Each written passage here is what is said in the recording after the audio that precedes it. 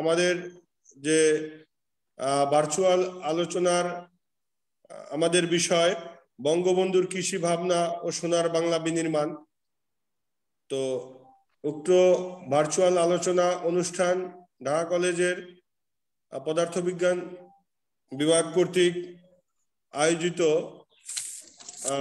এবং ঢাকা কলেজ কর্তৃক অনুষ্ঠিত এই অনুষ্ঠানে আমাদের মুখ্য আলোচক হিসাবে উপস্থিত আছেন গণপ্রজাতন্ত্রী বাংলাদেশ সরকারের অতিরিক্ত সচিব এবং নিবন্ধক ও মহা পরিচালক সমবায় অধিদপ্তর ডক্টর মোহাম্মদ হারুন আর রশিদ বিশ্বাস স্যার, এবং উক্ত অনুষ্ঠানে সভাপতিত্ব করছেন ঐতিহ্যবাহী ঢাকা কলেজের শ্রদ্ধেয় এবং সুযোগ্য অধ্যাপক আইকে সেলিমুল্লাহ খন্দকার স্যার, এবং উক্ত অনুষ্ঠানে প্রবন্ধ উপস্থাপন করবেন জনাব আবুল হাসনাত মাসুম ইকবাল, সহযোগী অধ্যাপক পদার্থবিজ্ঞান বিভাগ, এবং এই প্রবন্ধের উপর আলোচক হিসাবে উপস্থিত থাকবেন আমাদের উক্ত অনুষ্ঠানের আলোচক হিসাবে আছেন আমাদের ঐতিহ্যবাহী ঢাকা কলেজের উপাধ্যক্ষ অধ্যাপক এটিএম মইনুল হোসেন স্যার, এবং আরো আলোচক হিসাবে উপস্থিত আছেন আমাদের ঢাকা কলেজ শিক্ষক পরিষদের সাধারণ সম্পাদক ডক্টর মোহাম্মদ আব্দুল কুদ্দুস শিকদার স্যার, এবং আমাদের এই অনুষ্ঠানে স্বাগত বক্তব্য পাঠ করবেন পদার্থবিজ্ঞান বিভাগের বিভাগীয় প্রধান অধ্যাপক সৈয়দ মোহাম্মদ সগির স্যার, এবং উপস্থিত আছেন ঢাকা কলেজের সম্মানিত শিক্ষক মন্ডলী ও শিক্ষার্থী বৃন্দ। তো আমাদের এই ভার্চুয়াল সেমিনারে এ পর্যায়ে প্রথমেই আমাদের যে প্রবন্ধর বিষয়বস্তু বঙ্গবন্ধুর কৃষি ভাবনা ও সোনার বাংলা বিনির্মাণ, এ বিষয়ে প্রবন্ধ উপস্থাপন করবেন আমাদের আবুল হাসনাত মাসুম ইকবাল স্যার।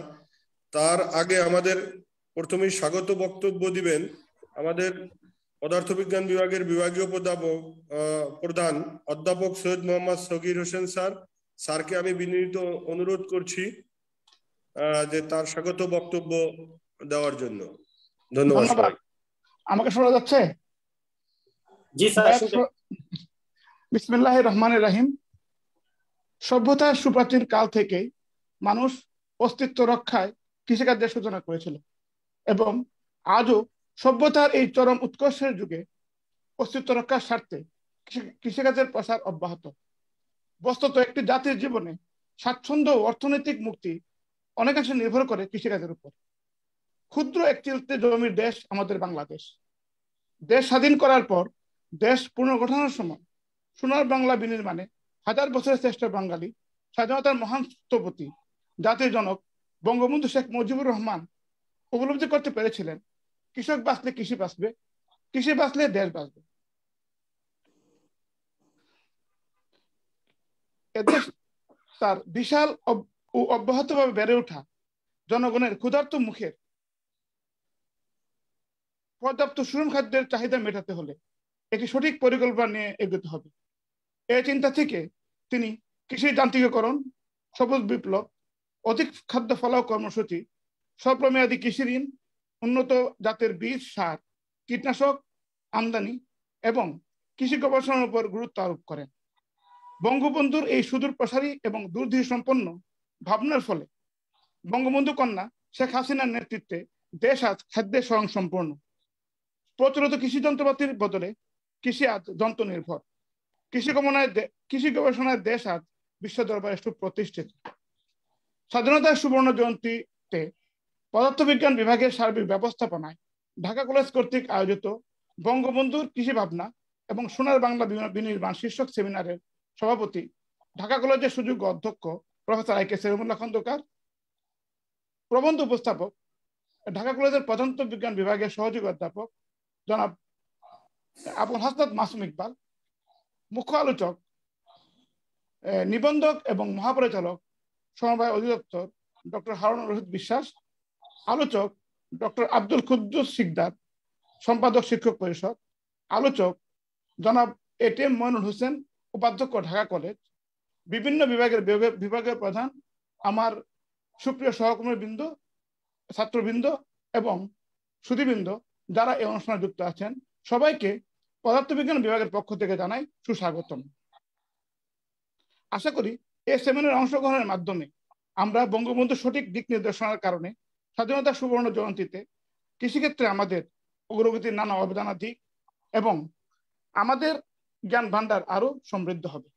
পরিশেষে অংশগ্রহণকারী সবাইকে ধন্যবাদ জানিয়ে আমার স্বাগত বক্তব্য শেষ করছি। জয় বাংলা, বাংলাদেশ চিরজীবী হোক। ধন্যবাদ স্যার, আপনার মূল্যবান এবং সুন্দর স্বাগত বক্তব্যের জন্য। এ পর্যায়ে আমাদের প্রবন্ধ উপস্থাপনের পালা।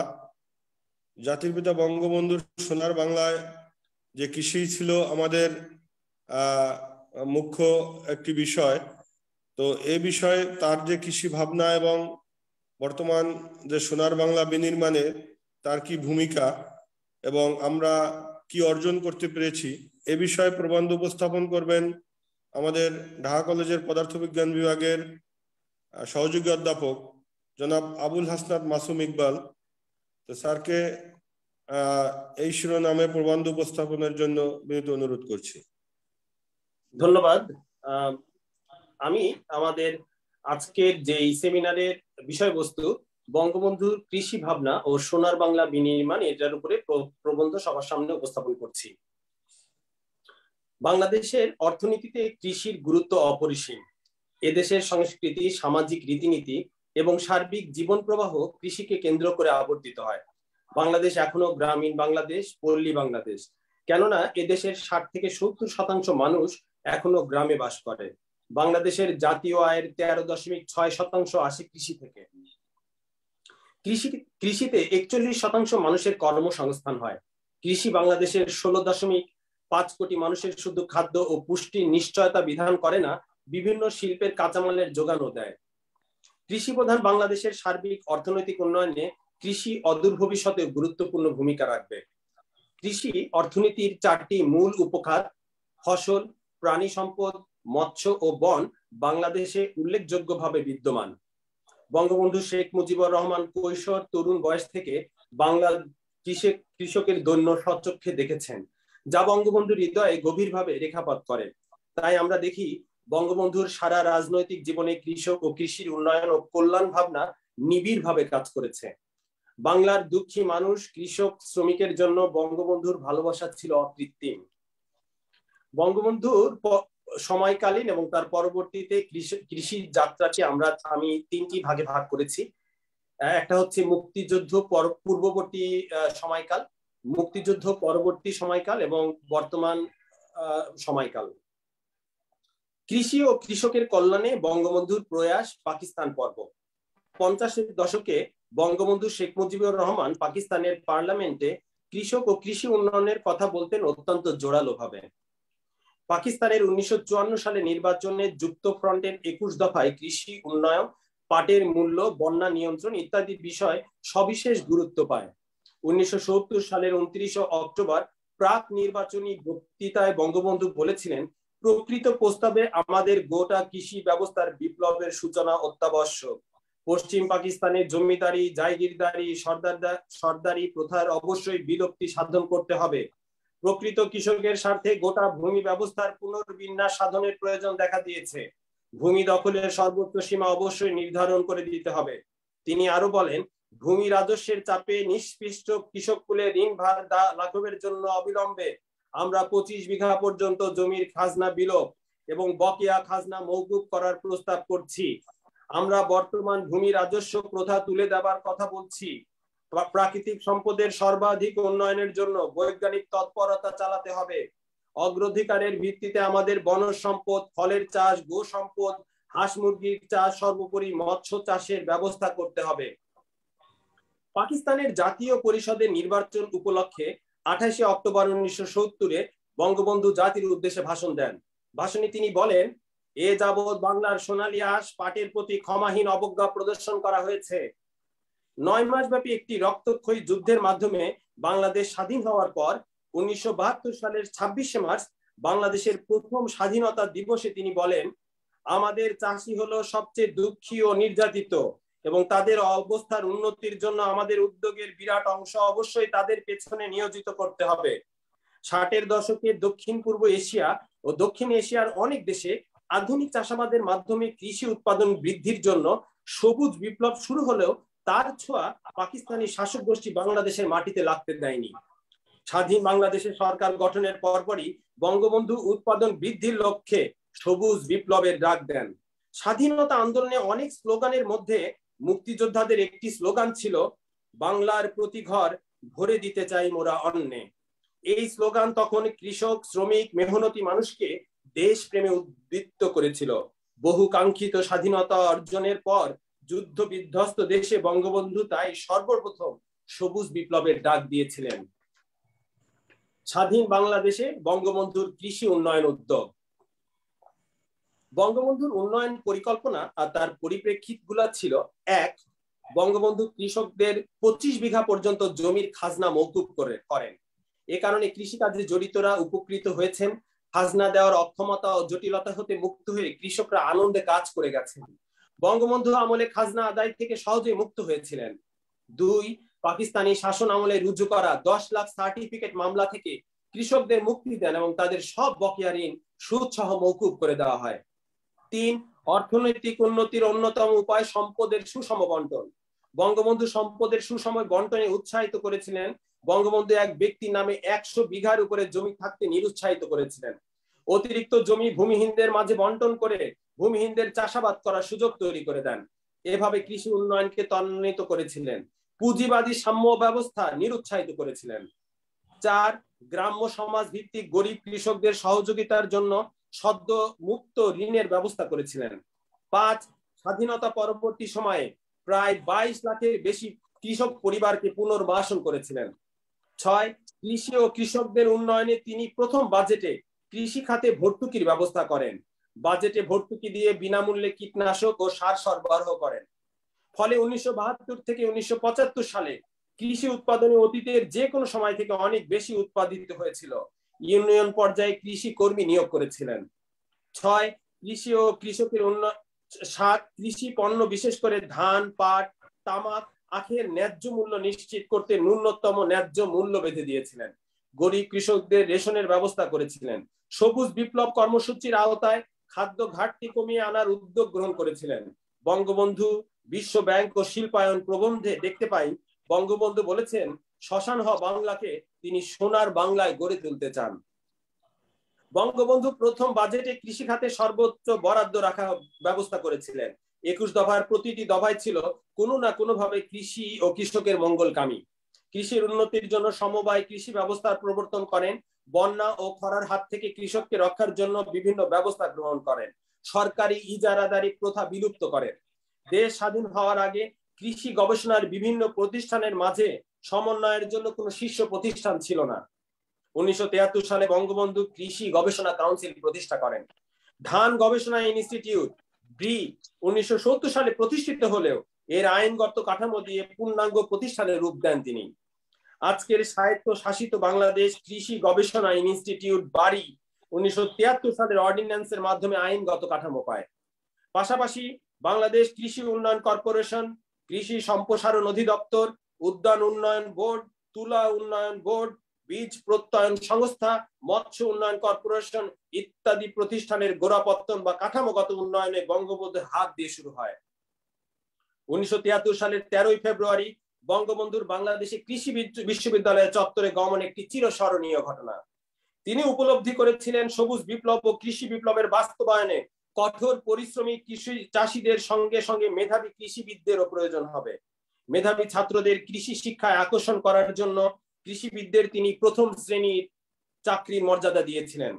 কৃষি বিশ্ববিদ্যালয়ে বঙ্গবন্ধু ছাত্র শিক্ষকদের উদ্দেশ্যে বলেছিলেন, চাউল পাওয়া যায় না, যদি চাউল খেতে হয় আপনাদের চাউল পয়দা করে খেতে হবে, না হলে শেখ মুজিবুর রহমানকে বেটে খাওয়ালেও লাভ হবে না, সেদিকে আপনাদের নজর দিতে হবে। তিনি আরো বলেছিলেন, খাদ্য শুধু চাউল আটা নয়, মাছ, মাংস, ডিম, দুধ, তরকারিও আছে। কৃষিতে অ্যানিমেল হাজবেন্ড্রি, পোল্ট্রি যাই বলেন সব দিকে নজর দিতে হবে, প্ল্যান ওয়েতে চলতে হবে। কৃষি বিশ্ববিদ্যালয়ে এসেছি সবুজ বিপ্লবের কথা বলতে। বঙ্গবন্ধুর সেদিনের ঘোষণাকে এদেশে কৃষিবিদ, কৃষি বিজ্ঞানী ও কৃষকরা অনুপ্রেরণা হিসাবে নিয়েছিলেন বলেই অতীতের খাদ্য ঘাটতির দেশ আজ খাদ্য উদ্বৃত্তের দেশে পরিণত হয়েছে। বঙ্গবন্ধু বিশ্বাস করতেন, কৃষি যেহেতু এদেশের জাতীয় আয়ের প্রধান উৎস, সেহেতু কৃষির উন্নতি হবে দেশের উন্নতি। 1975 সালের 25শে মার্চ সোহরাওয়ার্দী উদ্যানের এক জনসভায় তিনি বলেন, আমি চাই বাংলাদেশের প্রত্যেক কৃষক ভাইয়ের কাছে যারা সত্যিকার কাজ করে, যারা প্যান্ট পরা কাপড় পরা ভদ্রলোক, তাদের কাছেও চাই জমিতে যেতে হবে। প্রতিজ্ঞা করুন, আজ থেকে এই শহীদদের কথা স্মরণ করে ডবল ফসল করতে হবে। যদি ডবল ফসল করতে পারি, আমাদের অভাব ইনশাল্লাহ হবে না। কৃষি ও কৃষকের উন্নতি, বিশেষ করে অধিক ফসল উৎপাদন, সেই সঙ্গে উৎপাদিত কৃষি পণ্য কৃষকরা যাতে সঠিকভাবে সংরক্ষণ ও বাজারজাত করতে পারেন, সেদিকে তার দৃষ্টি ছিল। সদ্য স্বাধীন দেশে কৃষি উৎপাদনের প্রয়োজনীয় আধুনিক যন্ত্রপাতি সরবরাহ খুব বেশি না থাকলেও এগুলোর প্রয়োজনীয়তা তিনি অনুভব করতেন। 1975 সালের 21শে জুলাই বঙ্গভবনে নবনিযুক্ত জেলা গভর্নরদের প্রশিক্ষণ কর্মসূচির উদ্বোধন অনুষ্ঠানে কৃষকদের জন্য গভর্নরদের দায়িত্ব সম্পর্কে বলতে গিয়ে উল্লেখ করেন, ডেভেলপমেন্ট ওয়ার্কের জন্য পাম্প পেলাম না, এটা পেলাম না, এসব বলে বলে বসে না থেকে জনগণকে মোবিলাইজ করুন। যেখানে খাল কাটলে পানি হবে সেখানে সেচের পানি দিন, সেই পানি দিয়ে ফসল ফলান। আমি খবর পেলাম ঠাকুরগাঁয়ের একটি কোল্ড স্টোরেজ করা হয়েছে, 1 বছর আগে সেটা হয়ে গেছে, কিন্তু পাওয়ার নাই। খবর নিয়ে জানলাম পাওয়ার সেখানে যেতে 1 বছর লাগবে, কারণ খাম্বা নাই। খাম্বা আগে সেটা হয়ে গেছে, কিন্তু পাওয়ার নাই। খবর নিয়ে জানলাম পাওয়ার সেখানে যেতে 1 বছর লাগবে, আগে সেটা নাকি বিদেশ থেকে আনতে হবে। মিনিস্টার সাহেবকে বললাম, খাম্বা টাম্বা আমি বুঝি না, বাস তো আছে, এখন এখানে দাঁড়াও, খাম্বা কাটো, দা লাগাও, 1.5 মাস 2 মাসের মধ্যে কাজ হয়ে যাবে, এটা লাগাও। কি করে লাগাবে সেটা আমি বুঝি না। দিল, লেগে গেল। কিন্তু আমার কাছে যদি না আসতো, 1 বছরের আগে খাম্বা পেত না। খাম্বা আসে কোত্থেকে? পাওয়ার গেল, আলু রাখলো। বঙ্গবন্ধুর এইসব বাস্তবধর্মী ও কৃষক দরদী নীতির ফলে কৃষিক্ষেত্রে অগ্রগতির যে ধারা সূচিত হয়েছিল, তারই ফলে আজ কৃষিক্ষেত্রে শক্তিশালী ধারা সৃষ্টি হয়েছে। বঙ্গবন্ধুর কৃষি উন্নয়ন ভাবনা বাস্তবায়নে শেখ হাসিনার উদ্যোগ ও সাফল্য। গঙ্গা নদীর প্রবাহ থেকে অধিক পানি প্রাপ্তি, সেচ ব্যবস্থার প্রসার, উন্নত বীজ, সার, কীটনাশকের ব্যবহার, নানা ধরনের প্রণোদনা এবং সার্বিক কৃষক দরদী নীতির ফলে কৃষিক্ষেত্রে অগ্রগতির যে ধারা সূচিত হয়েছিল, তার অনুসরণে বঙ্গবন্ধুর সুযোগ্য কন্যা দেশরত্ন শেখ হাসিনার নেতৃত্বে বাংলাদেশে কৃষি উন্নয়নের ক্ষেত্রে এক নতুন দিগন্ত উন্মোচিত হয়েছে, অভূতপূর্ব সাফল্য অর্জিত হয়েছে। বাংলাদেশ অস্বাভাবিক দুর্যোগ প্রবণ দেশ। প্রায় প্রতি বছর বন্যা, খরা, ঝড়, ঘূর্ণিঝড় ইত্যাদি প্রাকৃতিক দুর্যোগে বাংলাদেশের সম্পদ ও ফসলের বিপুল ক্ষয়ক্ষতি হয়। সম্প্রতি জাতিসংঘ বিভিন্ন আন্তর্জাতিক সংস্থা ফোরাম থেকে জানা যাচ্ছে, বাংলাদেশে প্রাকৃতিক দুর্যোগের মাত্রা ও ঝুঁকি আরো বাড়বে। বাংলাদেশ পৃথিবীর 6ষ্ঠতম প্রাকৃতিক দুর্যোগ প্রবণ দেশ। তাছাড়া এদেশ পৃথিবীর সবচেয়ে জনবহুল দেশ, প্রতি বর্গ কিলোমিটারে 1200 মানুষের বসবাস।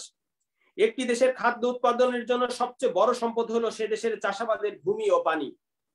একদিকে জনসংখ্যা বাড়ছে, প্রতি বছর প্রায় 22 লাখ নতুন মুখ যোগ হচ্ছে।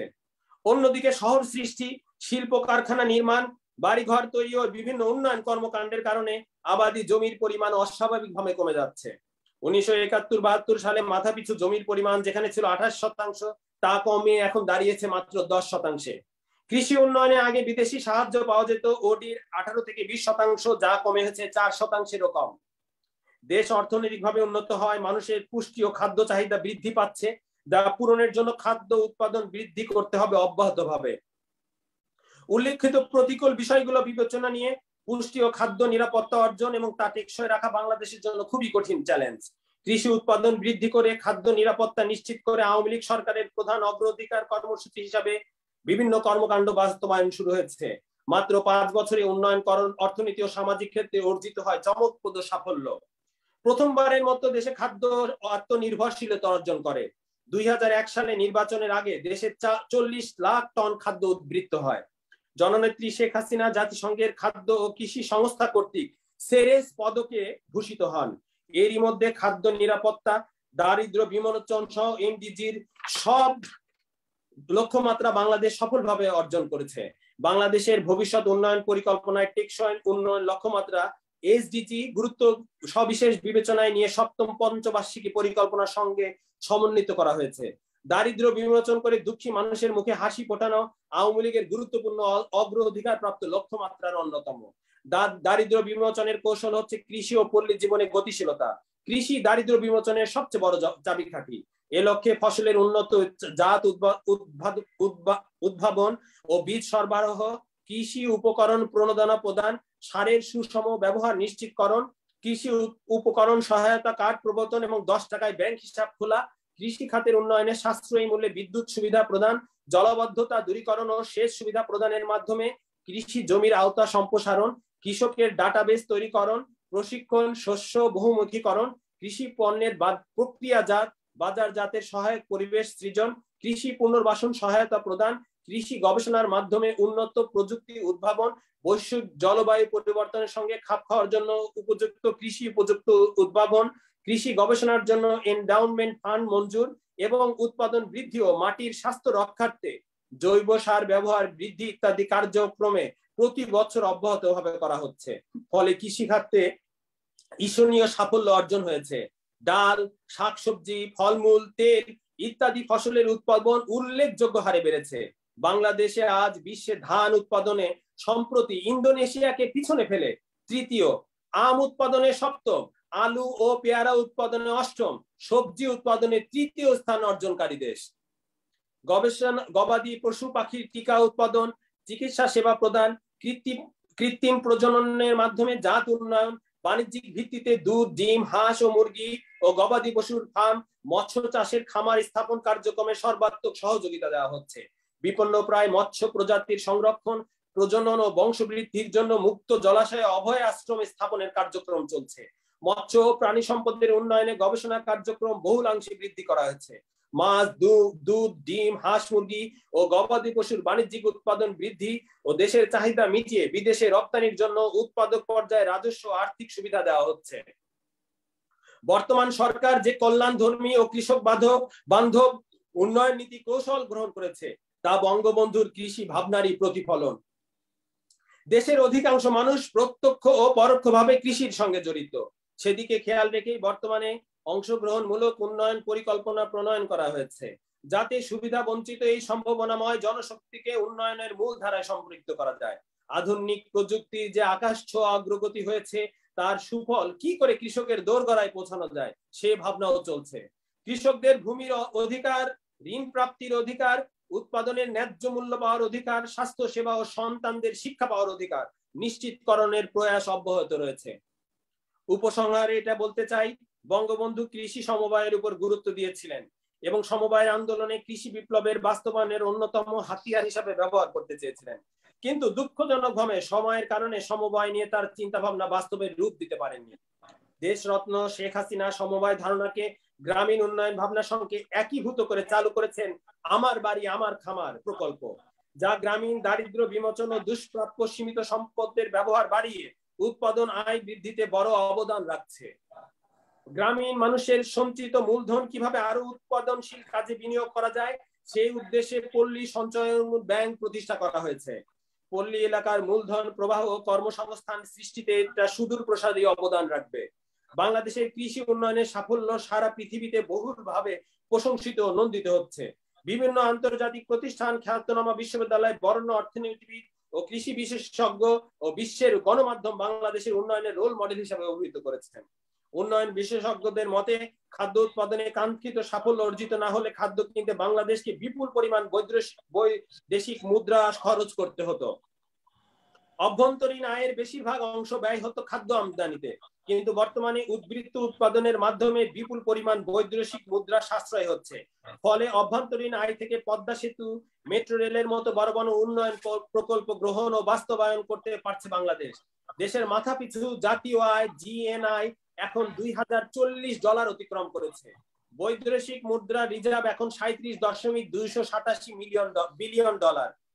এমনকি করোনা মহামারীর কারণে সারা বিশ্ব যেখানে নিশ্চিত খাদ্য সংকটের পথে, ঠিক তখন বাংলাদেশের ধান উৎপাদন পরিস্থিতি নিয়ে ইতিবাচক তথ্য দিচ্ছে মার্কিন কৃষি বিভাগ। বৈশ্বিক মহামারীর করোনার কারণে বিশ্বব্যাপী খাদ্য উৎপাদন ব্যাহত ও সরবরাহ ব্যবস্থা ভেঙে পড়ার বিষয়ে জাতিসংঘের সতর্কবাণীর পরিপ্রেক্ষিতে মাননীয় প্রধানমন্ত্রী শেখ হাসিনা এরই মধ্যে করোনা মহামারীর কারণে মন্দার হাত থেকে অর্থনীতিকে রক্ষা করতে খাদ্য উৎপাদন বৃদ্ধি ও মজুত বাড়ানোর আহ্বান জানিয়েছেন। দূরদর্শিতার পরিচয় দিয়ে তিনি ঘোষণা করেছেন 5,000 কোটি টাকা কৃষি প্রণোদনা। এটি সহ কৃষি প্রণোদনা মোট বরাদ্দ 19,500 কোটি টাকা। এছাড়া সারের জন্য ঘোষণা করেছে 9,000 কোটি টাকার ভর্তুকি। বাংলাদেশ খাদ্য সংকট যাতে না হয় সেজন্য যা যা করা দরকার মাননীয় প্রধানমন্ত্রী নির্দেশে সেসব পদক্ষেপ গ্রহণ করেছে কৃষি মন্ত্রণালয়। কেননা তিনি বিশ্বাস করেন কৃষি একমাত্র আসন্ন সংকট থেকে আমাদের বাঁচাতে পারে। তিনি সম্প্রতি এক জনসভায় বলেছেন খাদ্যই একমাত্র সমাধান, কৃষি একমাত্র বাঁচাতে পারে। সম্ভাব্য দুর্ভিক্ষ মোকাবেলায় আমাদের বর্তমান সরকারকে কৃষিকে ঘিরে নানা পরিকল্পনা ও জরুরি পদক্ষেপ গ্রহণ করেছেন। প্রধানমন্ত্রী কৃষিকে রক্ষার জন্য কৃষকদের বাঁচাতে তাদের দুর্যোগের এই সময় দিয়েছেন আর্থিক সহায়তা ও উপকরণ প্রণোদনা। কৃষি মন্ত্রণালয়কে দিয়েছেন সময় উপযোগী দিক নির্দেশনা। মাননীয় প্রধানমন্ত্রী বারবার দেশের জনগণের প্রতি আহ্বান জানিয়ে বলেছেন 1 ইঞ্চি জমিও যেন অনাবাদি না থাকে। যে যেভাবে পারেন প্রতিটি ইঞ্চি জায়গা শব্দ ব্যবহার করবেন। এসডিজি ও ডেল্টা প্ল্যান সহ সব কার্যক্রম সমন্বিত বাস্তবায়নের মাধ্যমেই বাংলাদেশ হয়ে উঠবে সত্যিকারের সোনার বাংলা, যেমনটি বঙ্গবন্ধু চেয়েছিলেন। তথ্যসূত্র উল্লেখ করছি। আমি এখানে কৃষি মন্ত্রণালয়ের ওয়েবসাইট থেকে কিছু ডাটা নিয়েছি। এছাড়া বণিক বার্তা 15/8/2021 ডক্টর মোহাম্মদ আব্দুর রাজ্জাক, মন্ত্রী কৃষি মন্ত্রণালয়, তার একটা লেখনী থেকে নেওয়া হয়েছে। কৃষি ও কৃষকের বঙ্গবন্ধু ডাক্তার শামসুল আলমের লেখা একটি বই পার্ল পাবলিকেশন থেকে ডাটা সংগ্রহ করা হয়েছে। বণিক বার্তা 27/8/2020 ডক্টর মোহাম্মদ শাহজাহান কবির, মহাপরিচালক, চলতি দায়িত্ব, বাংলাদেশ ধান গবেষণা ইনস্টিটিউটের লেখনী থেকে কিছু নেওয়া হয়েছে। ধন্যবাদ সবাইকে। ধন্যবাদ আমাদের জনাব আবুল হাসান মাসুম ইকবাল স্যারকে তার তথ্যমূলক এবং সুন্দর প্রবন্ধ উপস্থাপনার জন্য। এ পর্যায়ে আমাদের এই প্রবন্ধের উপরে আলোচনার পর্ব। তো প্রথমে আলোচনা করবেন আজকের অনুষ্ঠানের মুখ্য আলোচক, যার সম্পর্কে একটু না বললেই নয়, যিনি আসলে একজন কৃষিবিদ বললেও আমাদের ভুল হবে না, কারণ ডক্টর হারুন আর রশিদ বিশ্বাস তিনি 13তম বিসিএস এর মাধ্যমে 1994 সালের 25শে এপ্রিল বিসিএস প্রশাসন ক্যাডারে যোগদান করেন এবং বর্তমানে তিনি গণপ্রজাতন্ত্রী বাংলাদেশ সরকারের একজন অতিরিক্ত সচিব এবং সমবায় অধিদপ্তরের নিবন্ধক ও মহাপরিচালক হিসেবে কর্মরত আছেন। ছাত্র জীবনে তিনি শেরেবাংলা কৃষি বিশ্ববিদ্যালয় থেকে স্নাতক ডিগ্রি, বঙ্গবন্ধু শেখ মুজিবুর রহমান কৃষি বিশ্ববিদ্যালয় থেকে কৃষিতে স্নাতকোত্তর ডিগ্রি ও ধান ও সবজিতে আর্সেনিক প্রভাব বিষয়ে পিএইচডি ডিগ্রি অর্জন করেন। কর্মজীবনের শুরুতে তিনি ঢাকা ও ময়মনসিংহ জেলায় নির্বাহী ম্যাজিস্ট্রেট হিসাবে দায়িত্ব পালন করেন। পরবর্তীতে তিনি দুর্নীতি দমন কমিশন, ফেনী জেলার রেভিনিউ ডেপুটি কালেক্টর, বাগেরহাটের মংলা উপজেলার ইউএনও ও বন মন্ত্রণালয়ে দায়িত্ব পালন করেন। ডক্টর মোহাম্মদ হারুন আর রশিদ বিশ্বাস দীর্ঘদিন ধরে বাংলাদেশে সরকারের স্বরাষ্ট্র মন্ত্রী ও প্রতিমন্ত্রীর একান্ত সচিব হিসাবে অত্যন্ত দক্ষতার সাথে দায়িত্ব পালন করেছেন। এছাড়া স্বরাষ্ট্র মন্ত্রণালয়ের পুলিশ 1 ও জননিরাপত্তা মতো গুরুত্বপূর্ণ শাখায় দীর্ঘদিন দায়িত্বে ছিলেন। এছাড়া তিনি বেগম শামসুন নাহার শিশু কল্যাণ প্রাথমিক বিদ্যালয় ও আউয়াল শামসুন নাহার ওয়েলফেয়ার সোসাইটি প্রতিষ্ঠার মাধ্যমে এলাকায় গরিব, দুঃখী এবং সুবিধা বঞ্চিত মানুষের সেবায় নিজেকে নিয়োজিত করেছেন এবং তিনি একজন সমাজসেবক হিসেবেও তার চাকরির পাশাপাশি বিভিন্ন দায়িত্ব পালন করে যাচ্ছেন। এছাড়া অফিসার্স ক্লাব ঢাকাতে তিনি কার্যকারী কমিটির সদস্য এবং বিভিন্ন গুরুত্বপূর্ণ দায়িত্বে ছিলেন এবং বর্তমানে তিনি বাংলাদেশ অ্যাডমিনিস্ট্রেটিভ অ্যাসোসিয়েশনের ট্রেজারার হিসাবে দায়িত্ব পালন করছেন। তো তিনি প্রশাসন ক্যাডারের লোক হলেও তিনি একজন কৃষিবিদ এবং আজকের যে আমাদের আলোচনার যে বিষয়বস্তু বঙ্গবন্ধুর কৃষি ভাবনা ও সোনার বাংলা বিনির্মাণ, এ বিষয়ে প্রবন্ধের উপরে এ পর্যায়ে আমাদের কৃষিবিদ ডক্টর মোহাম্মদ হারুন আর রশিদ বিশ্বাস স্যারকে বিনীত অনুরোধ করছি তার বক্তব্য উপস্থাপনের জন্য। বিসমিল্লাহির রহমানির রহিম। উপস্থাপককে ধন্যবাদ। আহ, মানে আসলে আমরা একই জায়গার মানুষ। রিয়াজ আমরা তার ডাক নামে ডাকি। তো আমি খুব আপ্লুত যে এতক্ষণ আমাদের আজকের বঙ্গবন্ধু কৃষি ভাবনা এবং সোনার বাংলা বিনির্মাণে যিনি কিনোট পেপার উপস্থাপন করেছেন তাকেও ধন্যবাদ জানাই। এবং আজকের এই সেমিনারে যেটি আমার লেখাপড়ার সাথে সম্পৃক্ত কিন্তু চাকরির সাথে সম্পৃক্ততা কম, সেই ধরনের একটি সেমিনার আমি চেষ্টা করব মুখ্য আলোচক হিসেবে আমার বক্তব্য উপস্থাপন করতে। এর আগে আমি আজকের এই সেমিনারে যে সভাপতিত্ব করছেন জনাব অধ্যাপক আই.কে. সেলিমুল্লাহ খন্দকার এবং এখানে প্রধান উপস্থাপক জনাব আবুল হাসান মাসুদ ইকবাল, দুজন আলোচক আছেন অধ্যাপক এ.টি.এম. মইনুল হোসেন এবং ডক্টর মোহাম্মদ কুদ্দুস শিকদার। স্বাগত বক্তব্য রেখেছেন এখানে জনাব অধ্যাপক জনাব সৈয়দ মোহাম্মদ সগির সহ যারা এখানে কানেক্টেড আছেন। আমি সবাইকে স্বাগত জানাচ্ছি এবং ধন্যবাদ জানাচ্ছি। আসলে অনেককেই আমি চিনি, অনেকের সাথেই আমার খুব পার্সোনাল সম্পর্কও আছে।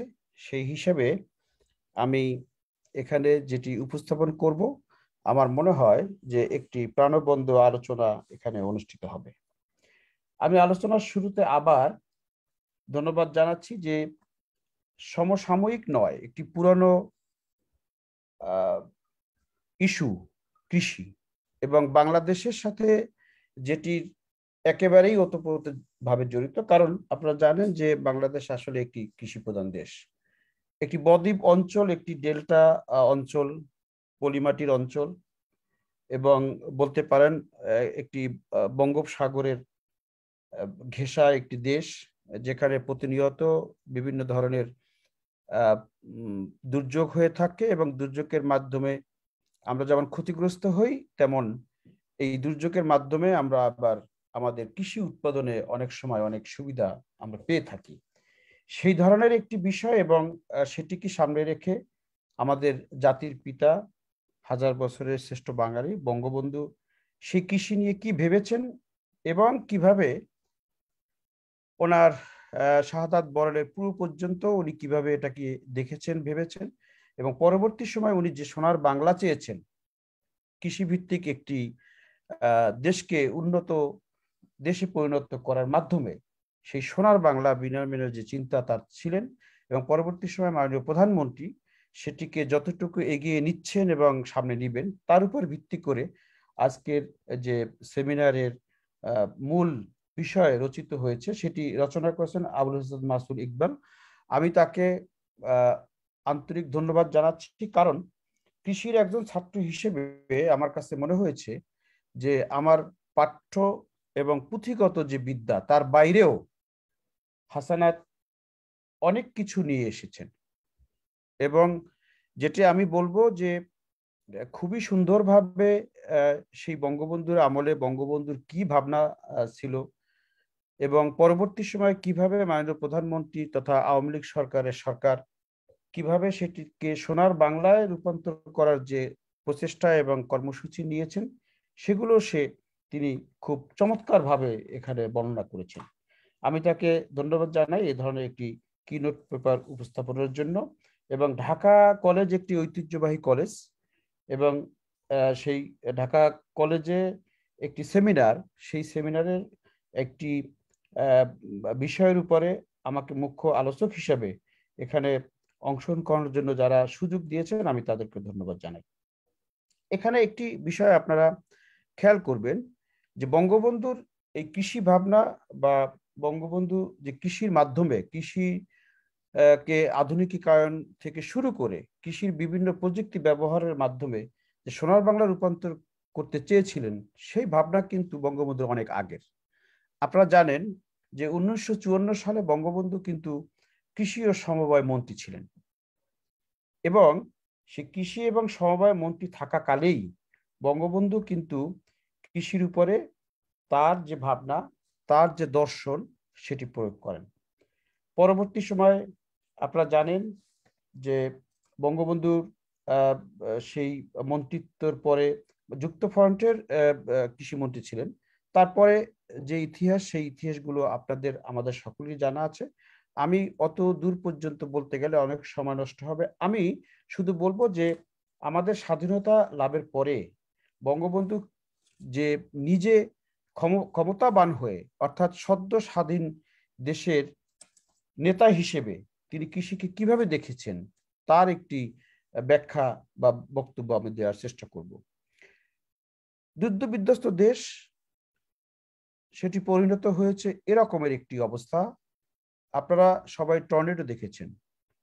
একটি টর্নেডো একটি গ্রামের উপর দিয়ে গেলে বা একটি অংশের উপর দিয়ে গেলে সেটি মনে হচ্ছে যে সব কিছু দুমড়ে মুচড়ে একাকার করে চলে যায়, টিউবওয়েল পর্যন্ত উঠিয়ে নিয়ে যায়। সেই রকমের একটি বিধ্বস্ত বাংলাদেশ কিন্তু বঙ্গবন্ধু পেলেন। বঙ্গবন্ধু চিন্তা করলেন যে এই বিধ্বস্ত বাংলাদেশ, ছেঁড়া কাপড় পরা, না খাওয়া এবং কাজ নাই, এতগুলো লোক, 7.5 কোটি লোক, এত ছোট্ট দেশে কিভাবে সেই দেশকে উন্নত করা যায়। প্রথমে কিন্তু বঙ্গবন্ধুর মাথায় এসেছে যে যেহেতু এটা কৃষি প্রধান দেশ, যেহেতু আমাদের ফার্টাইল ল্যান্ড আছে, যেহেতু আমাদের মানুষ পরিশ্রমী এবং আমাদের অধিকাংশ মানুষ গ্রামে বসবাস করে, শহরায়ন নগরায়ন প্রকৃত রূপ লাভ করে নাই, সুতরাং সেই দর্শন থেকেই, অর্থাৎ সেই অবস্থা থেকেই আমাদের ভৌগোলিক এবং সামাজিক অর্থনৈতিক যে অবস্থায় আছে, সেই অবস্থা থেকেই আমাকে সেটি উন্নত জাতিতে পরিণত করতে হবে। তাহলে উনি যতগুলো অপশন এখানে দেখলেন, শিল্পায়ন বলেন বা নগরায়ন বললেন বা অন্যান্য সমস্ত কিছু বিষয় চিন্তা করে দেখলেন যে কৃষি হচ্ছে আসলে আমাদের এই বাঙালি জাতিকে স্বয়ংসম্পূর্ণ এবং অর্থনীতিতে নিজেদের ভাগ্য পরিবর্তন করার হাতিয়ার। সেই হিসেবে উনি অনেকগুলো বিষয়, যেটি আমাদের প্রবন্ধকার মুখ্য আলোচকও উল্লেখ করেছেন, আমিও কিছু কিছু জিনিস না বললেই নয়, যে 1972 সালে 13ই জানুয়ারি ক্যাবিনেট মিটিংয়ে কিন্তু বঙ্গবন্ধু কৃষকদের জন্য যুগান্তকারী সিদ্ধান্ত নিয়েছেন। কারণ কৃষকদের যদি বেসিক পরিবর্তন না করা হয়, অর্থাৎ যে জায়গাগুলো সমস্যা, যে জায়গাগুলোকে উত্তরণ না ঘটালে কৃষি উৎপাদন বৃদ্ধি পাবে না, সেই বিষয়গুলো কিন্তু মাথায় নিয়ে প্রথম ক্যাবিনেট যে মিটিং হয়, সেই ক্যাবিনেট মিটিংয়েই উনি অনেকগুলো সিদ্ধান্ত নিয়েছেন। আমাদের মুখ্য আলোচক সেগুলো আলোচনা করেছেন, যেমন 25 বিঘা পর্যন্ত খাজনা মকুব, 100 বিঘার সিলিং নির্ধারণ। তখন যাদের জমি ছিল, অনেকের অনেক জমি ছিল, বিশেষ করে চর অঞ্চলে, কিন্তু অনেকে ভূমিহীন। এখন ভূমিহীন মানুষকে আপনার প্রযুক্তি দিয়েও লাভ নাই, ও আপনার উপকরণ দিয়েও লাভ নাই, কারণ তার তো সেই জমিটা থাকতে হবে, সেখানে যেখানে সে কাজ করবেন, কৃষি উৎপাদন ঘটাবেন, সেই জায়গা তো থাকতে হবে।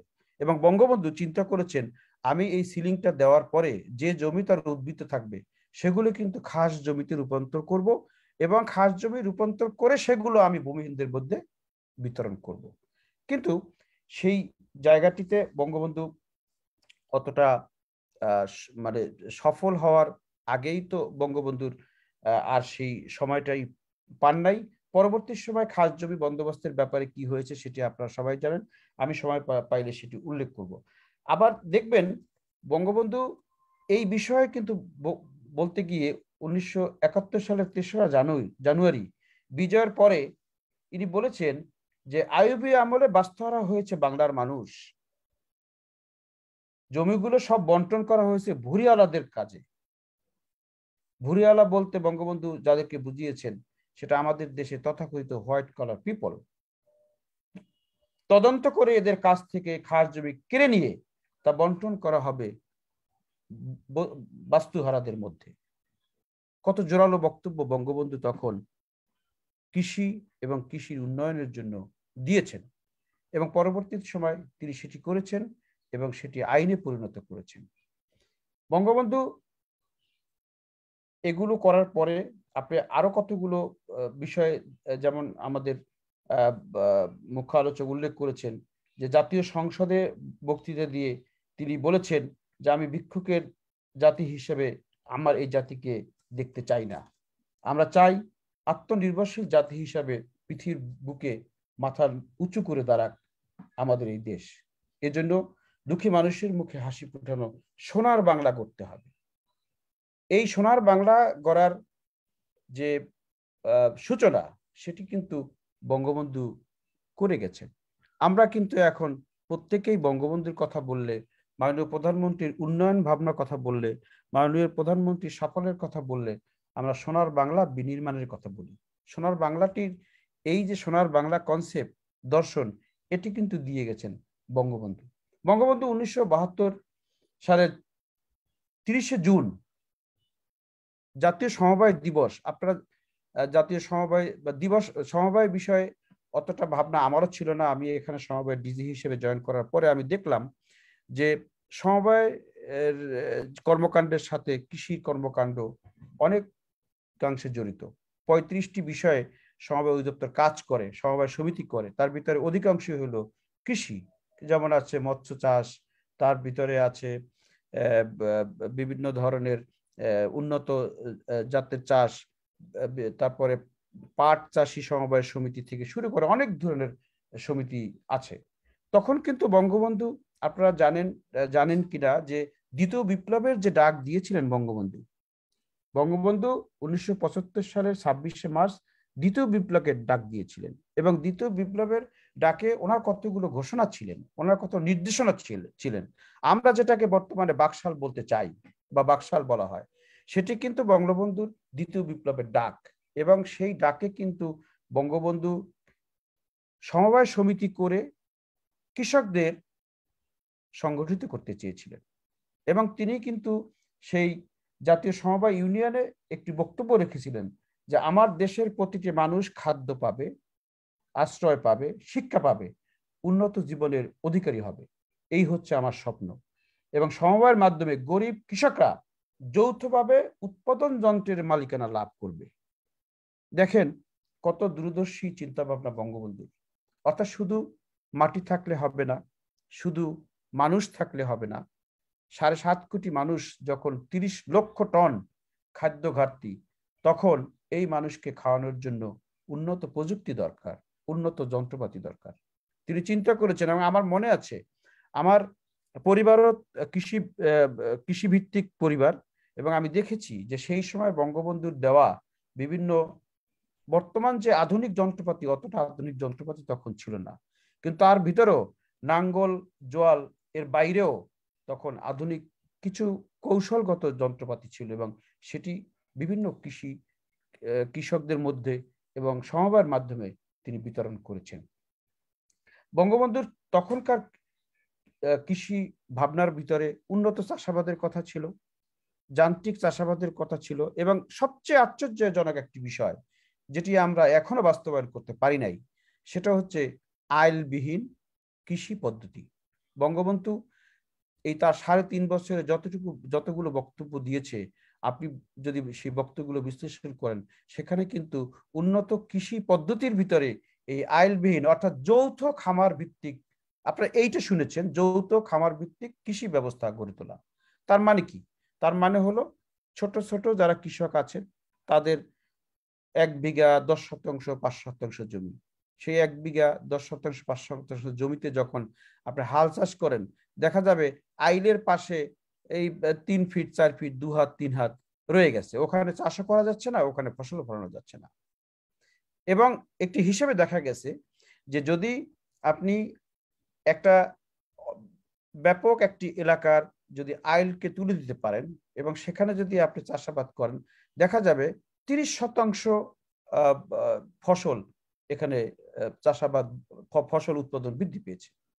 এবং সেখানে আপনি প্রযুক্তি ব্যবহার করে, অর্থাৎ সেখানে আপনি ট্রাক্টর ইউজ করতে পারবেন, নতুন বীজ বোনার যন্ত্র ব্যবহার করতে পারবেন, সেখানে অন্য যে ট্রাক্টর এবং ধান কাটার যন্ত্র সেগুলো ব্যবহার করতে পারার যে খরচ বেঁচে গেল, তাতে করে আপনি সেখানে শতকরা 40 ভাগ আপনি উৎপাদন বৃদ্ধি পাবে, অর্থাৎ 40 ভাগ আপনি বেনিফিটেড হবেন। বঙ্গবন্ধু কিন্তু সেই ধারণাটা তখনই দিয়ে গেছেন যে যৌথ খামার ব্যবস্থা। যৌথ খামার ব্যবস্থায় হলো আইলবিহীন খামার ব্যবস্থা, এবং এই আইলবিহীন খামার ব্যবস্থা আজ পর্যন্ত বাংলাদেশে করতে পারেনি। এবং আপনারা জানেন যে আমাদের কুমিল্লাতে যে বার্ড আছে, বগুড়াতে আরডি আছে, সেখানে এ বিষয়ে গবেষণাও হয়েছে। গবেষণার মাধ্যমে দুটো জায়গায়, কুমিল্লার দুটো জায়গায় আইলবিহীন জমি চাষাবাদের শুরু হয়েছে এবং সেটির রিটার্ন ভালো। এবং সেই আইলবিহীন চাষের, যদি আমরা আইলবিহীন চাষের আওতায় আনতে পারি এই বাংলাদেশের মানুষকে, সমবায়ের ভিত্তিতে বলেন বা যে কোনো গ্রুপ তৈরি করার জন্য বলেন, তাহলে আমরা কিন্তু ওই শতকরা 30 ভাগ, শতকরা 40 ভাগ এই ব্যবস্থাপনায় আমরা ফসল উৎপাদন বলেন আর ফসলের দাম বা রিটার্নের ক্ষেত্রে বলেন, আমরা কিন্তু লাভবান হব। আপনারা জেনে খুশি হবেন যে আমি ধারাবাহিকভাবে বঙ্গবন্ধু যে চিন্তাগুলো করেছেন সেগুলোর প্রেক্ষিতে যেগুলো মাননীয় প্রধানমন্ত্রী যে বিষয়গুলো হাতে নিয়েছেন, আমি সেটার একটি যোগসূত্র তৈরি করতে চাই। আমাদের অধিদপ্তরের মাধ্যমে মাননীয় প্রধানমন্ত্রীর একটি প্রকল্প অনুমোদন দিয়েছেন, নাম বঙ্গবন্ধু মডেল ভিলেজ। আপনারা জানেন যে বঙ্গবন্ধুর নাম বা বঙ্গমাতার নাম কোথাও ব্যবহার করতে হলে মাননীয় প্রধানমন্ত্রীর অনুমোদন লাগে। ওখানে একটি ট্রাস্টি বোর্ড আছে, সেই বোর্ডের সভাপতি মাননীয় প্রধানমন্ত্রী, এবং সেখানে তিনি সভাপতিত্ব করেন। আমাদের এই প্রজেক্ট, এটি হলোই বাংলাদেশের 10টি গ্রাম, সেই 10টি গ্রামে এই প্রজেক্টটি বাস্তবায়ন হবে। 50 কোটি টাকার প্রজেক্ট, এবং তাতে প্রত্যেকটা গ্রামে, একটি গ্রামে যেখানে ধরেন 400-500 ফ্যামিলি, 5 কোটি টাকা পর্যন্ত সেখানে খরচ করা হবে। উদ্দেশ্য, এখানে অনেকগুলো কম্পোনেন্ট আছে, সব কম্পোনেন্টের কথা আমি উল্লেখ করলাম না, শুধু একটি বললাম যে আইলবিহীন জমি চাষ। সেখানে প্রায় 100 একর জমি নেওয়া হবে। যারা জমির মালিক তারা এই জমিগুলো একটা কন্ট্রাক্টের মাধ্যমে বা সমবায় সমিতির মাধ্যমে দিবেন। সেই সমিতির মাধ্যমে সেখানে আবার আধুনিক যন্ত্রপাতি দেওয়া হবে, তার মাধ্যমে চাষ হবে, সেখান থেকে একটা রিটার্ন চলে আসবে। এই আইলবিহীন চাষের কনসেপ্ট আমি পূর্বেই বলেছি, এটি বঙ্গবন্ধুর, এবং সেই বঙ্গবন্ধুর সেই ভাবনা এবং দর্শনকে কেন্দ্র করে মাননীয় প্রধানমন্ত্রী কিন্তু এই প্রজেক্টটি অনুমোদন দিয়েছেন। দেখেন, মাননীয় প্রধানমন্ত্রী বঙ্গবন্ধু তখন জমি চাষের কথা বলেছেন এবং কোথাও যেন জমি খালি না পড়ে থাকে সেগুলো বলেছেন। এবং আপনি আশ্চর্য হবেন যে মাননীয় প্রধানমন্ত্রী যখন এই অনুমোদনটা দেন, তখন ওনার একটি অবজারভেশন আছে। অবজারভেশন মানে জাতির জন্য নির্দেশনা। জাতির জন্য নির্দেশনাটা কি উনি নিজ হাতে লিখেছেন। সেই যে বঙ্গবন্ধু মডেল গ্রামের বঙ্গবন্ধু নাম সংযোজন করার জন্য যে অনুমোদনটি দিয়েছেন, সেই অনুমোদনে ওনার নিজের হাতে লেখা ফসলের জমি বাড়ি করার জন্য ক্রমবর্ধমান হারে ব্যবহৃত হচ্ছে, ফলে ফসলের জমি দিন দিন কমে যাচ্ছে, যা খাদ্য নিরাপত্তার জন্য হুমকি।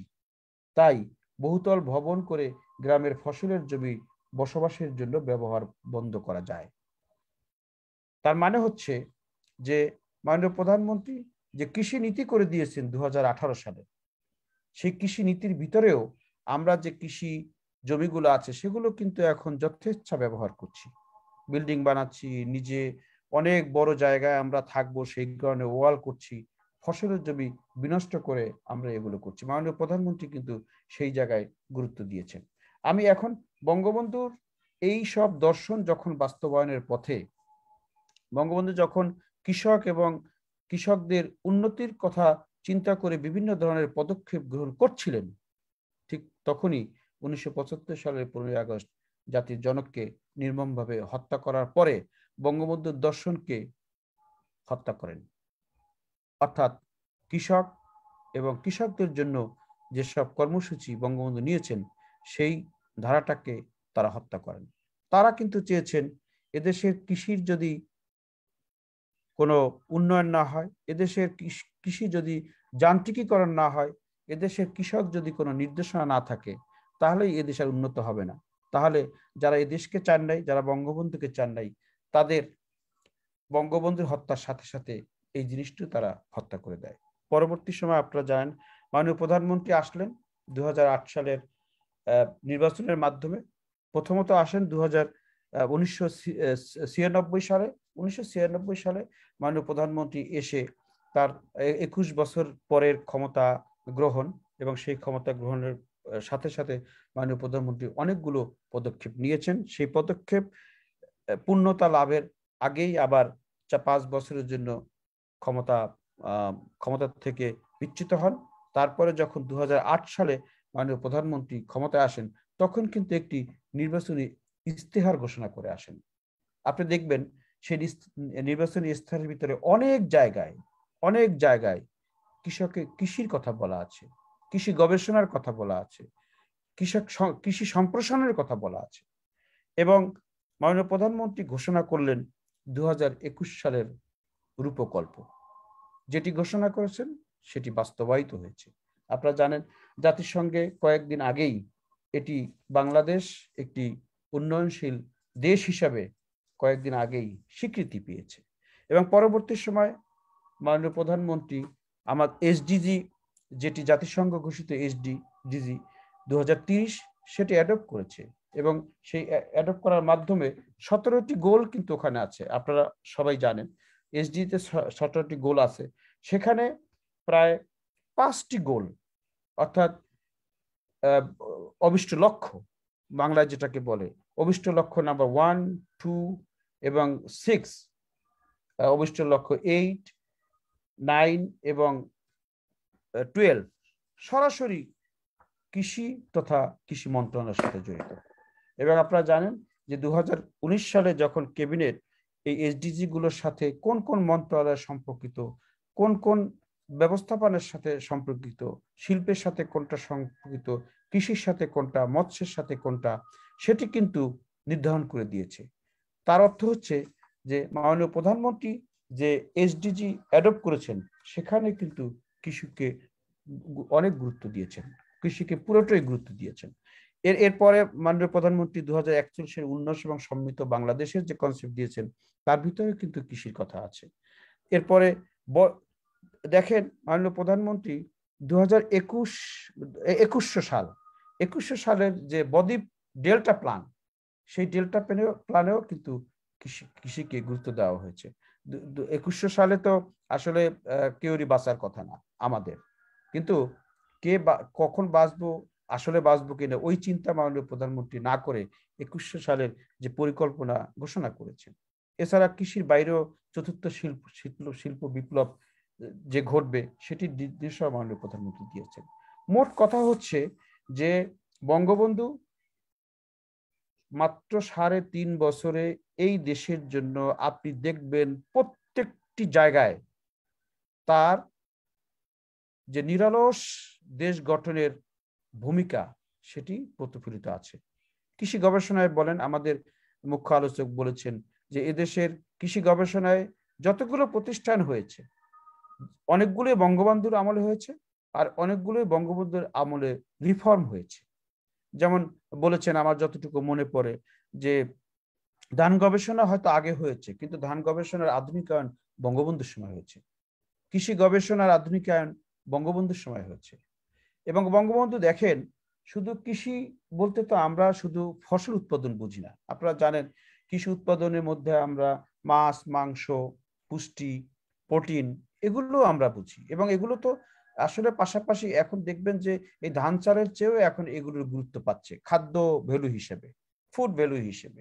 সেখানে বঙ্গবন্ধু আমাদের আদর্শ খাদ্য দুধ, এদেশের শিশু, কিশোর এবং পুষ্টির জন্য আমাদের দুধের প্রয়োজন, মিল্কভিটা কিন্তু স্থাপন করেন বঙ্গবন্ধু। এই বাংলাদেশের যতগুলো ভিত্তি আছে, শিক্ষা ভিত্তি বলেন, কৃষির ভিত্তি বলেন, সমবায়ের ভিত্তি বলেন, শিল্পের ভিত্তি বলেন, এবং তার সাথে সম্পর্কিত যতগুলো আইন কানুন বিধি মালা, এই মাত্র 3.5 বছরে আপনি চিন্তা করতে পারেন, সবগুলোই কিন্তু বঙ্গবন্ধুর হাত আছে প্রত্যেকটি জিনিসে। অর্থাৎ বেসিকটা তৈরি করে গেছেন বঙ্গবন্ধু।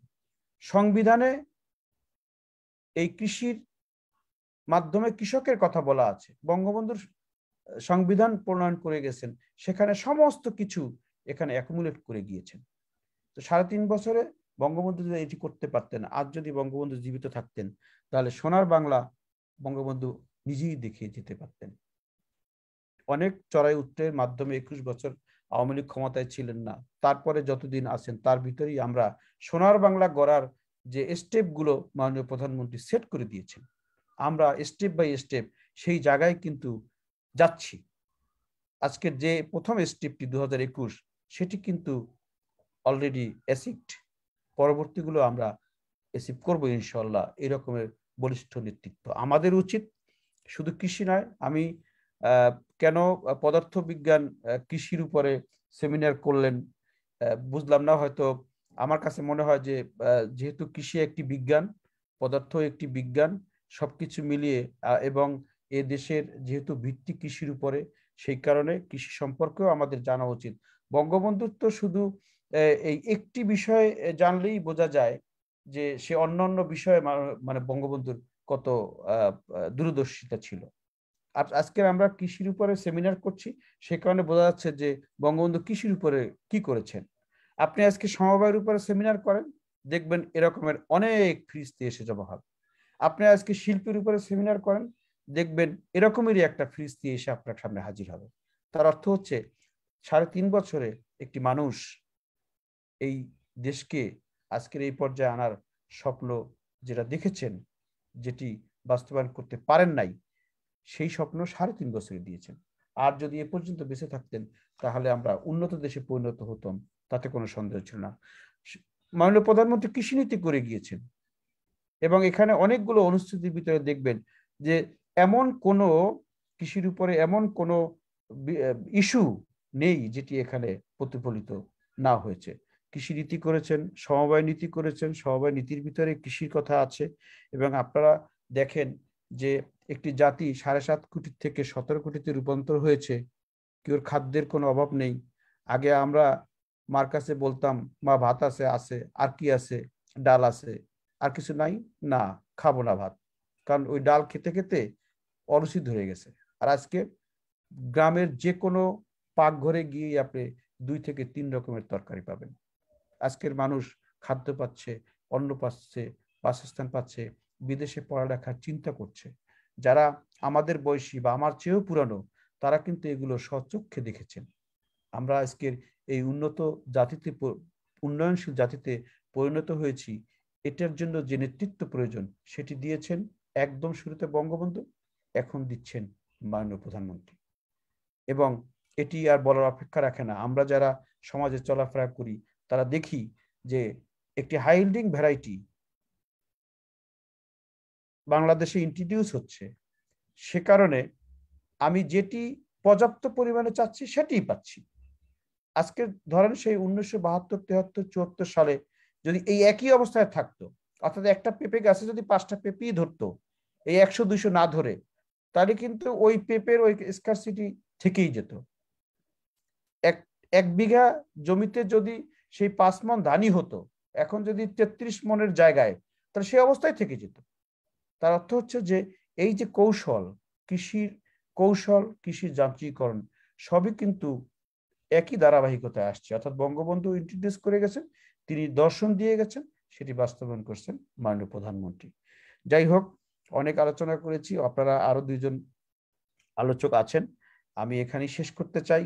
বঙ্গবন্ধুর যে কোনো ইস্যুতে যদি আপনারা একটু দেখেন যে কি বঙ্গবন্ধু বলেছেন, কি করতে চেয়েছেন, তাহলে আপনারা একসময় আশ্চর্য হবেন যে একটি মানুষ এত অল্প সময় এত ভাবনা কিভাবে ভাবলেন।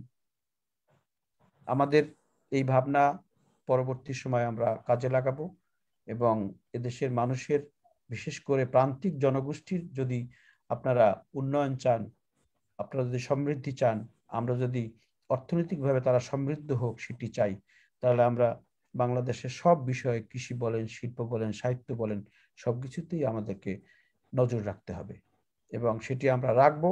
এবং মাননীয় প্রধানমন্ত্রী তথা যারা দেশের উন্নয়ন করতে জানেন এবং নেতৃত্ব দিচ্ছেন, তাদের হাতকে শক্তিশালী করার জন্য আমরা সবসময় সচেষ্ট থাকবো, এই আশাবাদ ব্যক্ত করে। এবং আবারও যারা এই সেমিনারটি আয়োজন করেছেন, এবং আবারও বলছি যে ঢাকা কলেজের মতো একটি ঐতিহ্যবাহী শিক্ষা প্রতিষ্ঠান আজকের এই আয়োজন করেছে, এবং সেখানে আমি আমার এই সামান্য ধ্যান ধারণা বঙ্গবন্ধু এবং মাননীয় প্রধানমন্ত্রী তথা যারা এখন দেশ শাসন করছেন তাদের সম্পর্কে আলোকপাত করার এই সুযোগ দেওয়ার জন্য আমি আবারও সবাইকে ধন্যবাদ জানাচ্ছি এবং সবাই সুস্বাস্থ্য এবং এই ওমিক্রন থেকে কি বলে এটাকে এই ভয় না সতর্ক থাকার আহ্বান জানিয়ে আমি আমার বক্তব্য শেষ করছি। সবাইকে ধন্যবাদ। জয় বাংলা, জয় বঙ্গবন্ধু।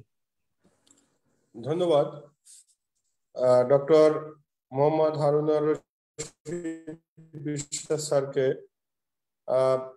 আজকের আলোচনার উপরে, আজকের যে প্রবন্ধের উপরে তার সুন্দর এবং তথ্যমূলক বক্তব্যের জন্য, এবং তিনি দেখিয়েছেন তার আলোচনায় যে সমবায়ের সাথে কৃষির যে বঙ্গবন্ধুর যে চিন্তা চেতনা বা তার যে ইচ্ছা বা ভাবনা ছিল, এবং বর্তমান মাননীয় প্রধানমন্ত্রীর সেই বাস্তবায়নের যে পদক্ষেপগুলো, বিশেষ করে বঙ্গবন্ধুর সোনার বাংলা বিনির্মাণে যেসব ইন্ডিকেটর আছে সব ক্ষেত্রেই বঙ্গবন্ধুর যে চিন্তা চেতনা ছিল সেটা তার বক্তব্যে সুস্পষ্ট হয়ে উঠেছে। ধন্যবাদ স্যারকে তার মূল্যবান সময় দিয়ে আজকের এই আলোচনায় অংশগ্রহণ করার জন্য। এ পর্যায়ে বক্তব্য রাখবেন আমাদের এই প্রবন্ধের উপর আলোচক হিসাবে উপস্থিত আছেন ঢাকা কলেজ শিক্ষক পরিষদের সম্মানীয় সাধারণ সম্পাদক ডক্টর মোহাম্মদ আব্দুল কুদ্দুস শিকদার স্যার। আমি ডক্টর মোহাম্মদ আব্দুল কুদ্দুস শিকদার স্যারকে তার মূল্যবান আলোচনা করার জন্য বিনীত অনুরোধ করছি। ধন্যবাদ রিয়াজ। বঙ্গবন্ধুর কৃষি ভাবনা ও সোনার বাংলা বিনির্মাণ শীর্ষক সেমিনারের সম্মানিত সভাপতি, ঢাকা কলেজের সম্মানিত অধ্যাপক আইকে সেলিমুল্লাহ খন্দকার, প্রবন্ধকার আবুল হাসনাত মাসুম ইকবাল, মুখ্য আলোচক, যার পরিচয় ইতিমধ্যে দিয়েছে উপস্থাপক, তারপরেও বলবো আমার অত্যন্ত প্রিয় একজন মানুষ, খুব কাছের মানুষ, ডক্টর মোহাম্মদ হারুনুর রশিদ বিশ্বাস। আলোচক হিসেবে উপস্থিত আছেন ঢাকা কলেজের সম্মানিত উপাধ্যক্ষ অধ্যাপক এটিএম মইনুল হোসেন। আমাদেরকে যিনি স্বাগত জানালেন পদার্থবিজ্ঞান বিভাগের বিভাগীয় প্রধান অধ্যাপক সৈয়দ মোহাম্মদ সগীর, বিভিন্ন বিভাগের বিভাগীয় প্রধান সহ সুপ্রিয় সহকর্মীবৃন্দ, প্রিয় শিক্ষার্থী এবং সুধীমণ্ডলী যারা আমাদের সাথে সংযুক্ত হয়েছেন, শুভ সন্ধ্যা। আমি খুব অভিভূত, প্রবন্ধটা শুনছিলাম, খুব মন দিয়ে শুনছিলাম। মাসুম ইকবাল এত সুন্দর ভাবে বঙ্গবন্ধুর ভাবনাগুলোকে তুলে ধরেছেন। এরপরে খুব বেশি কথা বলার সুযোগ নাই, তবু ভাবছিলাম যে কিছু কথা হয়তো বলা যাবে, কিন্তু হারুনুর রশিদ বিশ্বাস স্যার যা করলেন তারপরে আমার কথা বলার জায়গাটা টোটালি বন্ধ করে দিয়েছেন। প্রথমত উনি কৃষিবিদ, দ্বিতীয়ত উনি খুব ভালো বক্তা, এবং এখন উনি সমবায় অধিদপ্তরে যেহেতু আছেন, এবং সর্বোপরি উনি বঙ্গবন্ধুর আদর্শেরও একজন উত্তরসূরি। সবকিছু মিলে এই জগতে উনার এত বেশি জানা বুঝা, তো সেখানে কথা বলাটা সত্যি চমৎকার আলোচনা করেছেন হারুন স্যার, আপনাকে ধন্যবাদ। এখানে কথা বলাটা সত্যি খুব কঠিন কাজ, তবুও দু এক কথা শুধু হয়তো রিপিট হয়ে যাবে, তবু দু একটি কথা বলতে হয়। বঙ্গবন্ধুর স্বপ্ন ছিল সোনার বাংলা বিনির্মাণ, যেটা আমরা সবাই জানি, প্রবন্ধকরা বলেছেন, আলোচক বলেছেন, সবই ঠিক আছে। একজন সাংবাদিক বঙ্গবন্ধুকে প্রশ্ন করেছিলেন সোনার বাংলা আপনি কিভাবে করবেন, তো সাংবাদিকের প্রশ্নের জবাব উনি বলেছিলেন যে আমার আছে সুজলা সুফলা শস্য শ্যামলা বাংলার মাটি, আর আছে সোনার মানুষ, এই দুটো দিয়েই আমি সোনার বাংলা গড়ব। মাটি আছে, ঠিক আছে, শস্য শ্যামলা মাটি আছে, সোনার মানুষ আমাদের অন্তত বুঝতে বাকি থাকে না যে সোনার মানুষ বলতে উনি তাদেরকে বুঝিয়েছেন যারা সোনার ফসল ফলানো বাংলার কৃষক সহ পরিশ্রমী জনগোষ্ঠীকে উনি স্মরণ করেছেন। আসলে বঙ্গবন্ধুর জন্ম তো এমন একটি প্রাকৃতিক পরিবেশে, গ্রামে। উনি মাটি ও মানুষের গন্ধ টের পান। উনি গড়ে উঠেছেন মাটি এবং মানুষের মধ্য দিয়ে। তো সুতরাং এই গ্রামের সেই কাদামাটি তাকে আকৃষ্ট করেছে। তার আত্মজীবনী গুলো যখন আমি পড়ি বা আমরা পড়ি, তার ভাষণগুলো যখন আমরা শুনি, আকৃষ্ট হই, অভিভূত হই। এই গ্রাম বাংলা নিয়ে এত সুন্দর করে ভাবেন কি করে এই মানুষটা, যিনি একজন বিশ্ব নেতা, একটা জাতিকে নেতৃত্ব দিচ্ছেন, জাতিকে সুপ্রতিষ্ঠিত করছেন, বিশ্ব দরবারে একটি স্বাধীন রাষ্ট্র হিসেবে প্রতিষ্ঠা করেছেন। তার বহুমুখী চিন্তার জগৎ থাকে রাজনৈতিক অঙ্গনের। কিন্তু সেই মানুষটা সুন্দর করে গ্রাম বাংলা, বাংলার জনগোষ্ঠী, কৃষক, শ্রমিকদের নিয়ে কিভাবে ভাবেন, এটা সত্যিই খুব মহৎ প্রাণের অধিকারী বিশ্বের যে মহান নেতাগুলো আছে তাদের পক্ষে সে ভাবনাগুলো ভাবা সম্ভব। আমি একটা উদাহরণ দিই। বঙ্গবন্ধুর মন্ত্রিসভায় কথাটা আমি আগেও একদিন বলেছিলাম, যে যেটা এখন কৃষি কামার ফার্ম গেট, এটাকে একটা 5 তারকা হোটেলে করার প্রস্তাব বঙ্গবন্ধুর কাছে পেশ করা হয়েছিল। উনি সরাসরি সেই প্রস্তাবটা নাকচ করে বলেছিলেন যে না, ওটা তো কৃষি কামারের জন্য, এটা করা যাবে না। অর্থাৎ ওনার ভিতরে বাংলার মাটি, কৃষি, কৃষক সবসময় কাজ করেছে। এটাই স্বাভাবিক। যখন পাকিস্তান আমলে দক্ষিণ এশিয়া বা দক্ষিণ পূর্ব এশিয়ায় যখন কৃষি বিপ্লব, আধুনিক কৃষি সরঞ্জামাদি দিয়ে এবং চীনের যে কৃষি বিপ্লব সেটার অনুকরণে দক্ষিণ এশিয়া, দক্ষিণ পূর্ব এশিয়ায় যখন সবুজ বিপ্লব ডাক দেওয়া হচ্ছে, সেই সময় পাকিস্তানের কিছু অংশে তার প্রভাব পড়লেও বাংলাদেশকে সম্পূর্ণ সেই আধুনিক কৃষি বিপ্লবের যে চিন্তা চেতনার বাইরে রাখা হয়েছে। বঙ্গবন্ধু সেটা বলেছিলেন যে আমার এই এলাকার মানুষকে, বাংলাকে সবুজ বিপ্লবের ডাক দিতে হবে, তাদেরকে সবুজ বিপ্লবে সংগঠিত করতে হবে, কৃষি বিপ্লব। এবং এখানে প্রবন্ধকার এবং মুখ্য আলোচক চমৎকার কিছু কথা বলেছেন, আমি সেদিকে যেতে চাই না। আমি শুধু বঙ্গবন্ধুর আর দুই একটি কথা উদাহরণ হিসেবে বলতে চাই।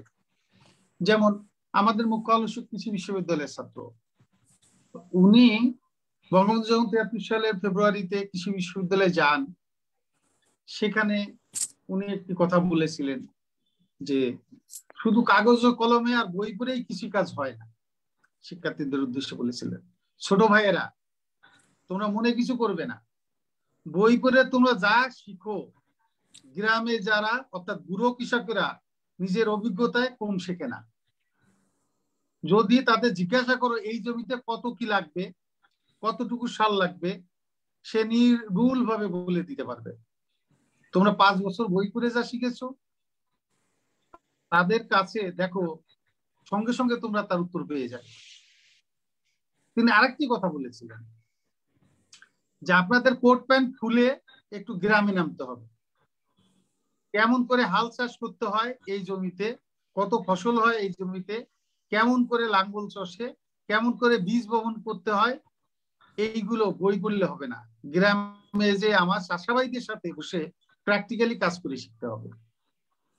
অর্থাৎ যারা কৃষি বিশ্ববিদ্যালয়ের শিক্ষার্থী তাদেরকে বলেছেন শুধু বই পড়ে হবে না, গ্রামের কৃষকের প্র্যাকটিক্যাল এক্সপিরিয়েন্স আপনার চেয়ে বেশি, আপনাদের সেখানে যেতে হবে, প্যান্ট শার্ট খুলতে হবে।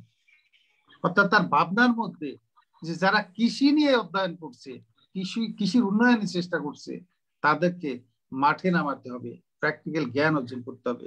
এটা তো বঙ্গবন্ধুর ভাবনার মধ্যে, চিন্তার মধ্যে, সেই মানুষটাই তো বঙ্গবন্ধু, যে কারণেই তিনি এত বড় হতে পেরেছেন। এটাই হচ্ছে বাস্তব। তো এখন এক সময় কলাবিহীন ঝুরি বলা হতো বাংলাদেশকে, প্রাকৃতিক দুর্যোগের দেশ হিসেবে বিশ্ব দরবারে পরিচিত ছিল বাংলাদেশ। কিন্তু বিশ্ব দরবারে বাংলাদেশ আজকে ঠিক উল্টাটাই বলা হয়, উদীয়মান বাঘ বলা হচ্ছে, উন্নয়নের রোল মডেল বলা হচ্ছে, জাগ্রত অর্থনীতির দেশ বলা হচ্ছে, বা উন্নয়নের কারণে যে 11টা দেশ খুব দ্রুত উন্নত হচ্ছে তার একটা বাংলাদেশ, যে কারণে বলা হচ্ছে উদীয়মান 11, অর্থাৎ উদীয়মান 11 বাংলাদেশ। অর্থাৎ বাংলাদেশ ক্রমেই বিশ্ব দরবারে তার একটি স্থান করে নিচ্ছে, ক্রমেই বিশ্ব দরবারে গুরুত্বপূর্ণ হয়েছে বাংলাদেশ। এই যে বিশ্ব দরবার বাংলাদেশ যে গুরুত্বপূর্ণ হয়ে উঠছে তার কারণটা কি? সেরেস পুরস্কার পাওয়া গেছে, যেটা প্রবন্ধকর উল্লেখ করেছেন। হয়তো বাংলাদেশের খাদ্য অনেকটাই সংকটপূর্ণ, কখনো কিছু ঘাটতি থাকছে, কখনো উদ্বৃত্ত হচ্ছে। অর্থাৎ বাংলাদেশ একটি স্টেবল অবস্থায়, তার অর্থনীতি উন্নত হয়েছে, 2000-এর বেশি তার মাথা পিছু আয় হয়েছে, স্বল্প দেশ থেকে মধ্য আয়ের দেশে উন্নীত হচ্ছে। এগুলো কিভাবে হচ্ছে? ওই যে বঙ্গবন্ধু যে চিন্তার কথাগুলো যে রাহুল স্যার উল্লেখ করলেন, আমরা সমবায়ের ভিত্তিতে যাই, কৃষিক্ষেত্রে যাই, আমরা যে জায়গায় চিন্তার জগতে যে ঢুকি না কেন সেখানেই দেখা যায় বঙ্গবন্ধুর চিন্তার কিছু জায়গা রয়ে গেছে। এই যে সোনার বাংলা বিনির্মাণের উনি চেষ্টা করেছিলেন, আজকে তত ফলটা আমরা পাচ্ছি। উনি হয়তো 3.5 বছর যতটুকু করতে পারছেন। আজকে আমরা যদি যে পাকিস্তান থেকে আমরা স্বাধীনতা লাভ করেছি সেই পাকিস্তানের সাথে যদি আমরা তুলনা করি, তাহলে আমরা কি দেখি? প্রতিবেশী দেশ যে ভারত আমার মুক্তিযুদ্ধে সহযোগিতা করেছে, শক্তিশালী রাষ্ট্র, তার সাথে যদি আমরা তুলনা করি, আমরা কি দেখি? যে মাথা পিছু আয় পিছনে ফেলেছে পাকিস্তানকে, কোনো কোনো ক্ষেত্রে উন্নয়ন শীর্ষকে ভারতকেও পিছনে ফেলেছে বাংলাদেশ। 1990 সালে বাংলাদেশের মাথা পিছু আয় ছিল কত? 2.54% মাথা পিছু আয় বৃদ্ধির হার ছিল। আর 2010 সালে সেই মাথা পিছু আয়ের হয়েছে 5.03 ভাগ, অর্থাৎ অনেক হয়েছে, অনেকটাই বেড়ে গেছে। এমনকি 1990-এর দশকে পাকিস্তানের যে মাথা পিছু আয় ছিল তার চেয়ে বর্তমানে তাদের মাথা পিছু আয় কমে গেছে। 1990 সালে পাকিস্তানের মাথা পিছু আয় ছিল 1.69%, সেখানে বর্তমানে সেটা নেমে 1-এরও নিচে আসছে 0.86। তাহলে বাংলাদেশের এই যে উন্নতির জায়গাটায় আমরা পড়ছি, সেই জায়গাটায় খুব গুরুত্বপূর্ণ। এবং বাংলাদেশ কৃষি উন্নয়নে জলবায়ুর ভূমিকা তো গুরুত্বপূর্ণ। আজকে বিশ্ব জলবায়ু সম্মেলনের বাংলাদেশ গুরুত্বপূর্ণ ভূমিকা রাখছে। যে ক্লাইমেট ভার্নারেবল ফোরাম আছে, তার সভাপতি বাংলাদেশ। তা বিশ্ব দরবার বাংলাদেশ তো আজকে সেখানেই চলে গেছে। এবং আরেকটা বিষয় যে বাংলাদেশের কৃষির উন্নয়ন হচ্ছে, আধুনিকায়ন হচ্ছে, বঙ্গবন্ধু স্বপ্নের বাস্তবায়ন হচ্ছে, কিন্তু তারপরেও একটি কথা বলতেই হয়, সেটা হচ্ছে যে চতুর্থ শিল্প বিপ্লব আমাদের সামনে। চতুর্থ শিল্প বিপ্লবের উপযোগী করে বাংলাদেশের কৃষি এবং কৃষক এবং কৃষি ব্যবস্থাপনা এবং কৃষি খাত এটাকে পুনর্গঠন করতে হবে। তা যদি না হয়, তাহলে যে কৃত্রিম রোবট আজকে মানুষের বুদ্ধিমত্তার প্রতিপক্ষ হয়ে দাঁড়াচ্ছে, একসময় যদি বাংলার কৃষককে, বাংলার কৃষি ব্যবস্থাকে আধুনিক শিল্প বিপ্লবের উপযোগী, চতুর্থ শিল্প বিপ্লবের উপযোগী করে গড়ে না তোলা যায়, তাহলে আমাদের সোনার বাংলা বিনির্মাণের পথে বাংলাদেশের যে অগ্রগতি সেটা থমকে যাবে। সুতরাং আমরা আশা করি যে বঙ্গবন্ধু যে স্বপ্নের জায়গাটা ছিল, সেই স্বপ্নের জায়গাগুলোকে আমরা আমাদের সাথে রেখে আধুনিকতার সাথে তাল মিলিয়ে সোনার বাংলা গড়ার পথে আমরা অগ্রসর হব, এই আশাবাদ ব্যক্ত করেই আমি আমার বক্তব্য শেষ করছি। ধন্যবাদ সবাইকে। ধন্যবাদ আমাদের শিক্ষক পরিষদের সাধারণ সম্পাদক ডক্টর মোহাম্মদ আব্দুল কুদ্দুস শিকদার স্যারকে। স্যার আজকের বিষয়ের উপর সাবলীল ভাষা এবং অত্যন্ত সুন্দরভাবে যে উপস্থাপনা করেছেন, এবং আসলে শিক্ষক হিসেবেও তার সুনাম আছে। আজকের সে সুন্দরভাবে বিষয়টিকে আমাদের প্রবন্ধকার এবং মুখ্য আলোচকের পাশাপাশি যেভাবে উপস্থাপন করেছেন, এই জন্য স্যারকে ধন্যবাদ। তো আসলে টুঙ্গিপাড়ার সেই ছোট ছেলেটি, খেটে খাওয়া মাটি মানুষের সাথে বেড়ে ওঠা বঙ্গবন্ধু, তার যে কৃষি নিয়ে তার যে চিন্তা চেতনা, ইতিমধ্যে আমাদের সম্মানিত আলোচক বৃন্দের আলোচনায় আমরা সুন্দরভাবে জানতে পেরেছি। এ পর্যায়ে বক্তব্য রাখবেন বিষয়ের উপর আমাদের ঐতিহ্যবাহী ঢাকা কলেজের সুযোগ্য এবং সুনামধন্য উপাধ্যক্ষ মহোদয় অধ্যাপক এটিএম মইনুল হোসেন স্যার। আমি উপাধ্যক্ষ স্যারকে তার বক্তব্য রাখার জন্য বিনীত অনুরোধ করছি। স্বাধীনতার সুবর্ণ জয়ন্তী উপলক্ষে ঢাকা কলেজের পদার্থবিজ্ঞান বিভাগের সহযোগিতায় ঢাকা কলেজ কর্তৃক আয়োজিত বঙ্গবন্ধুর কৃষি ভাবনা ও সোনার বাংলা বিনির্মাণ শীর্ষক অনলাইন সেমিনারের সম্মানিত সভাপতি, কলেজের সুযোগ্য অধ্যক্ষ প্রফেসর আইকে সিনামুল্লাহ খন্দকার, আজকের এই সেমিনারের প্রবন্ধ উপস্থাপক জনাব আবুল হাসান মাসুম ইকবাল, সহযোগী অধ্যাপক পদার্থবিজ্ঞান বিভাগ, ঢাকা কলেজ, আজকের মুখ্য আলোচক সমবায় অধিদপ্তরের নিবন্ধক ও মহাপরিচালক এবং বাংলাদেশ সরকারের অতিরিক্ত সচিব ডক্টর মোহাম্মদ হারুনুর রশিদ বিশ্বাস, আলোচক ডক্টর মোহাম্মদ আব্দুল কুদ্দুস শিকদার, সাধারণ সম্পাদক শিক্ষক পরিষদ ঢাকা কলেজ, আমাদের স্বাগত বক্তা প্রফেসর সৈয়দ মোহাম্মদ সগীর, বিভাগীয় প্রধান পদার্থবিজ্ঞান বিভাগ, আজকের অনুষ্ঠানের সঞ্চালক মোহাম্মদ ওবায়দুল করিম, সহকারী অধ্যাপক পদার্থবিজ্ঞান বিভাগ, আমাদের সাথে সংযুক্ত বিভিন্ন বিভাগের বিভাগীয় প্রধানগণ, প্রধান বিভাগের সহকর্মী সহ অন্যান্য বিভাগের সহকর্মীবৃন্দ, শিক্ষার্থীবৃন্দ এবং ফেসবুক লাইভে যারা সংযুক্ত আছেন, আসসালামু আলাইকুম, শুভ সন্ধ্যা। আজকের যারা যিনি প্রবন্ধ উপস্থাপন করেছেন এবং মুখ্য আলোচক এবং আলোচকের বক্তব্যের পর আসলে আমার বলার তেমন কিছুই নেই, কারণ আবুল হাসনাত মাসুম ইকবাল খুব সুচারুভাবে তার প্রবন্ধ উপস্থাপন করেছেন, তাকে ধন্যবাদ। আমাদের মুখ্য আলোচক খুবই চমৎকার ভাবে তিনি বিশ্লেষণ করেছেন এবং আমাদের আলোচক ডক্টর মোহাম্মদ আব্দুল কুদ্দুস শিকদার তিনিও বিশ্লেষণ করেছেন খুবই চমৎকার ভাবে। আমি উভয়কেই ধন্যবাদ জানাচ্ছি।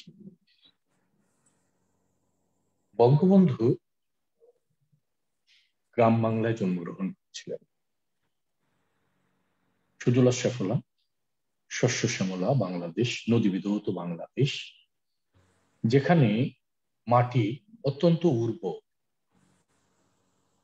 সেখানে কোনো কিছু গজিয়ে ওঠার জন্য, উদ্ভিদ গজিয়ে ওঠার জন্য বা শস্য গজিয়ে ওঠার জন্য খুব বেশি পরিচর্যার প্রয়োজন পড়ে না।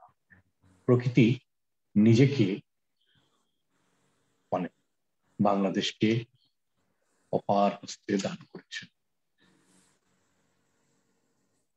সেই পূর্ব বাংলা বা বর্তমান যে বাংলাদেশ, তৎকালীন পশ্চিম পাকিস্তানের মধ্যে ভূপ্রকৃতিগতভাবে মিল তেমন ছিল।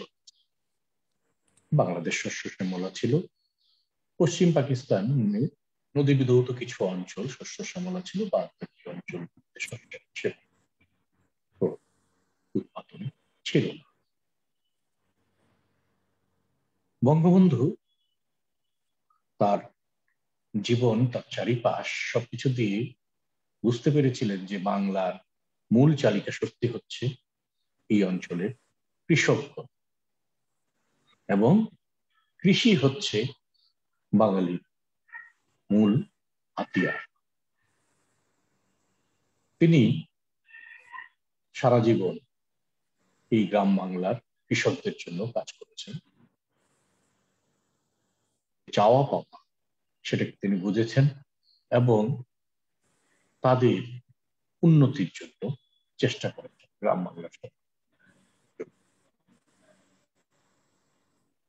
বাংলাদেশ স্বাধীন হওয়ার পর থেকে এই যে সংখ্যাগরিষ্ঠ মানুষ যারা গ্রাম বাংলার সাধারণ কৃষক এবং তাদের কৃষি ব্যবস্থার উন্নতির জন্য বঙ্গবন্ধু প্রাণপণ চেষ্টা করেছেন এবং তিনি বিভিন্ন ইনস্টিটিউট স্থাপন করেছেন।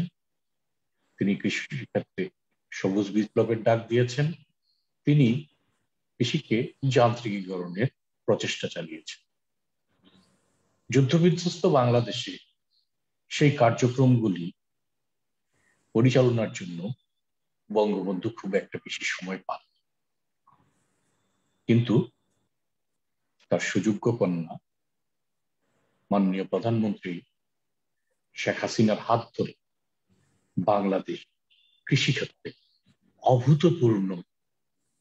অভূতপূর্ব বিপ্লব সম্পাদন করেছে। বাংলাদেশ এখন খাদ্যশস্যে উদ্বৃত্ত। আমাদের প্রধান খাদ্য যে চাল, ধান, সে ধানের উৎপাদন আমরা নিজেরাই করে থাকি। এর বাইরে বিভিন্ন ধরনের যে কৃষিজ পণ্য উৎপাদন, সেই পণ্যের উৎপাদন বাংলাদেশের 17 কোটি মানুষের জন্য যথেষ্ট। আমাদের দিন দিন কৃষি জমির পরিমাণ কমছে, আমাদের নগরায়ন বাড়ছে, কিন্তু তার সাথে পাল্লা দিয়ে বাড়ছে আমাদের কৃষক ভাইদের উৎপাদন। ফলে বাংলাদেশ ধীরে ধীরে তার যে তলাহীন ভিক্ষার জুরির যে বদনাম ছিল, সেই বদনামকে ঘুচিয়ে বাংলাদেশ এখন উন্নয়নশীল রাষ্ট্রে পরিণত হয়েছে এবং আমরা আশা করছি মাননীয় প্রধানমন্ত্রীর নেতৃত্বে আমরা একটি উন্নত বাংলাদেশে পরিণত। আমি সবাইকে সোনার বাংলা বিনির্মাণে অংশগ্রহণ করার জন্য আহ্বান জানিয়ে এবং সবাইকে ধন্যবাদ জানিয়ে আমি আমার বক্তব্য শেষ করছি। ধন্যবাদ আমাদের শ্রদ্ধেয় উপাধ্যক্ষ মহোদয়কে তার সংক্ষিপ্ত এবং সুন্দর বক্তব্য, তথ্যমূলক বক্তব্য উপস্থাপনের জন্য। এখন বিজয়ের মাস, এই বিজয়ের এবং স্বাধীনতার সুবর্ণ জয়ন্তী চলছে। তো আমরা এই স্বাধীনতার সুবর্ণ জয়ন্তীতে এবং বিজয়ের মাসে বঙ্গবন্ধু, জাতির পিতা বঙ্গবন্ধু সহ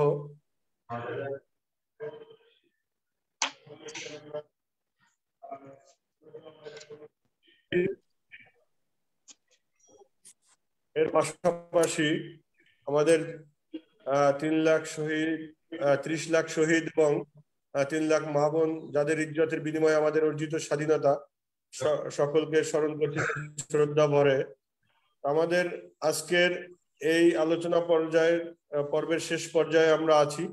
এ পর্যায়ে আমাদের সমাপনী বক্তব্য রাখবেন এবং এই আমাদের আজকের অনুষ্ঠানের সভাপতি এবং ঐতিহ্যবাহী ঢাকা কলেজের সুযোগ্য সম্মানিত অধ্যক্ষ এবং যিনি আমাদের শিক্ষক নেতাও অধ্যাপক আইকে সেলিমুল্লাহ খন্দকার স্যারের বক্তব্যের মাধ্যমে আমাদের আজকের আলোচনা পর্ব এখানে সমাপ্তি হবে। এবং আমাদের আজকের অনুষ্ঠানে যারা বিশেষ করে আমাদের মুখ্য আলোচক সহ আমাদের সম্মানিত আলোচক মন্ডলী এবং শ্রদ্ধেয় বিভাগীয় প্রধানগণ, শ্রদ্ধেয় শিক্ষক মন্ডলী এবং আমাদের ছাত্ররা যারা যোগদান করছে সবাইকে ধন্যবাদ জানাচ্ছি। এবং এ পর্যায়ে আমাদের বক্তব্য রাখবেন আজকের অনুষ্ঠানের সম্মানীয় সভাপতি, কলেজের শ্রদ্ধেয় অধ্যক্ষ অধ্যাপক আইকে সেলিমুল্লাহ খন্দকার স্যারকে তার সভাপতির বক্তব্য রাখার জন্য বিনীত অনুরোধ করছি। ধন্যবাদ অভয়। বিজয়ের মাস,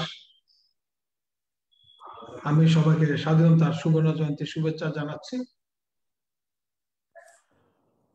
সর্বপ্রথম শ্রদ্ধা জানাই সর্বকালের সর্বশ্রেষ্ঠ বাঙালি জাতির পিতা বঙ্গবন্ধু শেখ মুজিবুর রহমান, মহান মুক্তিযুদ্ধে আত্মত্যাগকারী 30 লক্ষ শহীদ, মহান মুক্তিযুদ্ধে 2 লক্ষের অধিক মা বোন যারা সম্ভ্রম হারিয়েছেন, যাদের ত্যাগের বিনিময়ে স্বাধীনতা, 15 আগস্ট 1975 সালে নিহত সকল শহীদ এবং 3রা নভেম্বর জেল হত্যা দিবসে যাদেরকে কারাগারের নির্মমভাবে হত্যা করা হয়, সকল শহীদদের প্রতি জাতীয় চার নেতা সহ স্বাধীনতা পূর্ববর্তী ভাষা আন্দোলন থেকে শুরু করে সকল গণতান্ত্রিক আন্দোলন যারা শহীদ হয়েছে সবার প্রতি শ্রদ্ধা। আজকের এই সুবর্ণ জয়ন্তী ঢাকা কলেজ কর্তৃক আয়োজিত এবং আমাদের পদার্থবিদ্যা বিভাগের ব্যবস্থাপনায় আজকের আলোচনা অনুষ্ঠানের মুখ্য প্রবন্ধ উপস্থাপক জনাব মাসুম ইকবাল, আর বিশেষ করে আজকে যিনি মুখ্য আলোচক হিসাবে এখানে আমাদের মাঝে উপস্থিত আছেন। আমি আসলে জানতাম না উনি কৃষিবিদ। ওনার সাথে আমাদের অফিসার্স ক্লাবের কল্যাণে আমাদের যথেষ্ট ঘনিষ্ঠতা আজকে। তবে কৃষিবিদ ছাড়া উনি এখন যে দায়িত্বে আছেন, এর আগে স্বরাষ্ট্রে ছিলেন দীর্ঘদিন ধরে। এখন যে সমবায়, এটা আমাদের জন্য আসলে বঙ্গবন্ধুর অনেক স্বপ্ন ছিল। সমবায় এটা বঙ্গবন্ধুর যে দ্বিতীয় বিপ্লব ছিল, এটার মূল কিন্তু কৃষি ছিল। মূল টার্গেট যেটা ছিল বঙ্গবন্ধুর, সেটা সফল হতে পারেননি বা ওনাকে সফল করতে দেওয়া হয়নি। ৭৫ 15 আগস্ট নির্মমভাবে ওনাকে হত্যা করা হয়। কিন্তু বঙ্গবন্ধুর যে স্বপ্নের সোনার বাংলা বিনির্মাণে আমাদের যিনি মূল প্রবন্ধ উপস্থাপক অত্যন্ত সুন্দরভাবে বলেছেন, আমাদের আর কৃষিবিদ হিসেবে বলে আমাদের ডক্টর হারুন রশিদ, উনি অত্যন্ত সুন্দরভাবে বলেছেন, ক্ষুদ্র শিকদার। তবে আমি ওটাতে এখন আর যাব না। কিন্তু এখন আসলে আমরা যারা একেবারে ছোট থাকলেও মহান মুক্তিযুদ্ধ দেখেছি, 1971 সালের যে 7 কোটি বাঙালির আসলে দুবেলা অন্ন যুক্ত না, বঙ্গবন্ধু একেবারে বিশেষ করে দেশভাগের পর থেকে স্বাধীনতার স্বপ্ন দেখতেন। আমরা এটা ইতিহাস পর্যালোচনা করলে এখন আমরা বুঝি, জানি। এবং উনি কিন্তু শেরে বাংলার পর একেবারে দেশের সাধারণ মানুষের কাছাকাছিও কিন্তু বঙ্গবন্ধু একমাত্র যেতে পেরেছিলেন। এই ধরনের নেতা কিন্তু একেবারে বিরল ঘটনা। গ্রামে গঞ্জে হেঁটেছেন, সংগঠন করেছেন। ওনার আমাদের উপদেশ বলেছেন, উনি যে এলাকা ওনার জন্ম বেড়ে ওঠা, সেটা তো একেবারে একটা রিমোট এলাকা।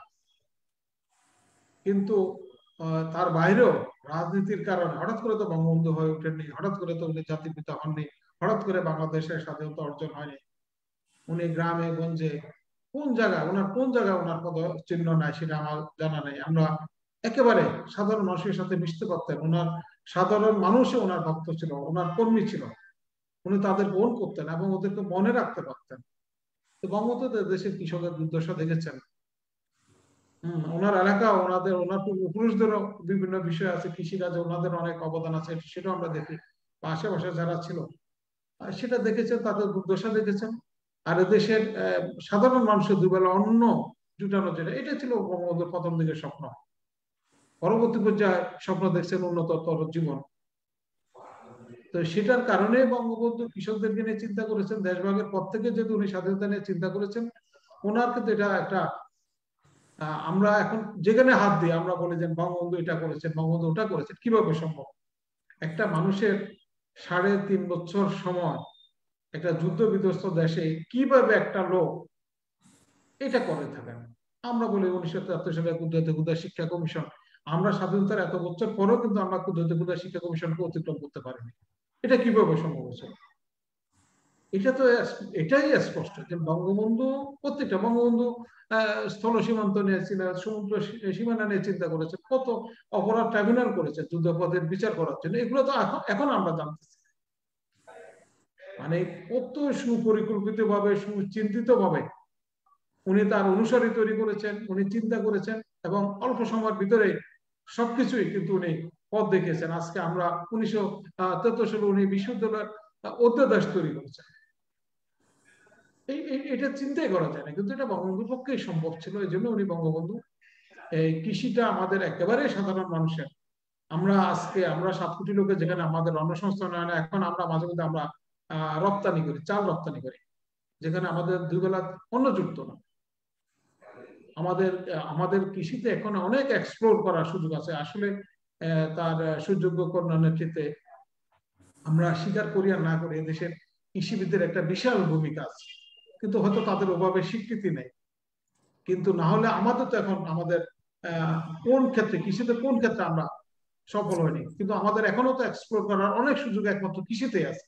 আমরা যদি খাদ্যে স্বয়ংসম্পূর্ণ হতে পারি, তাহলে তো পাকিস্তান আমাদের স্বাধীনতার পরে যে আমেরিকা আমাদের সাথে যে চাল রপ্তানি নিয়ে বা গম রপ্তানি নিয়ে যে সমস্ত রাজনীতি করেছে, সেটা করার সুযোগ পেতে পারে।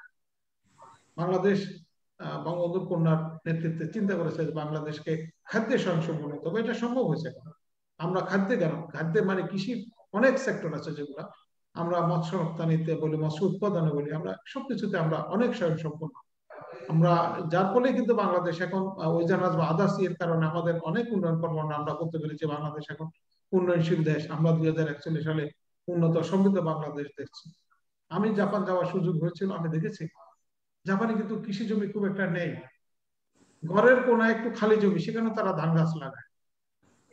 কিন্তু বাংলাদেশের এখনো দেখেন, অন্তত আমি মনে করি যে 50% জায়গা বাংলাদেশের এখনো কিন্তু অনাবাদী। অনেক পুকুর এখনো গ্রামে গঞ্জে বিবিধ কারণে অনাবাদী।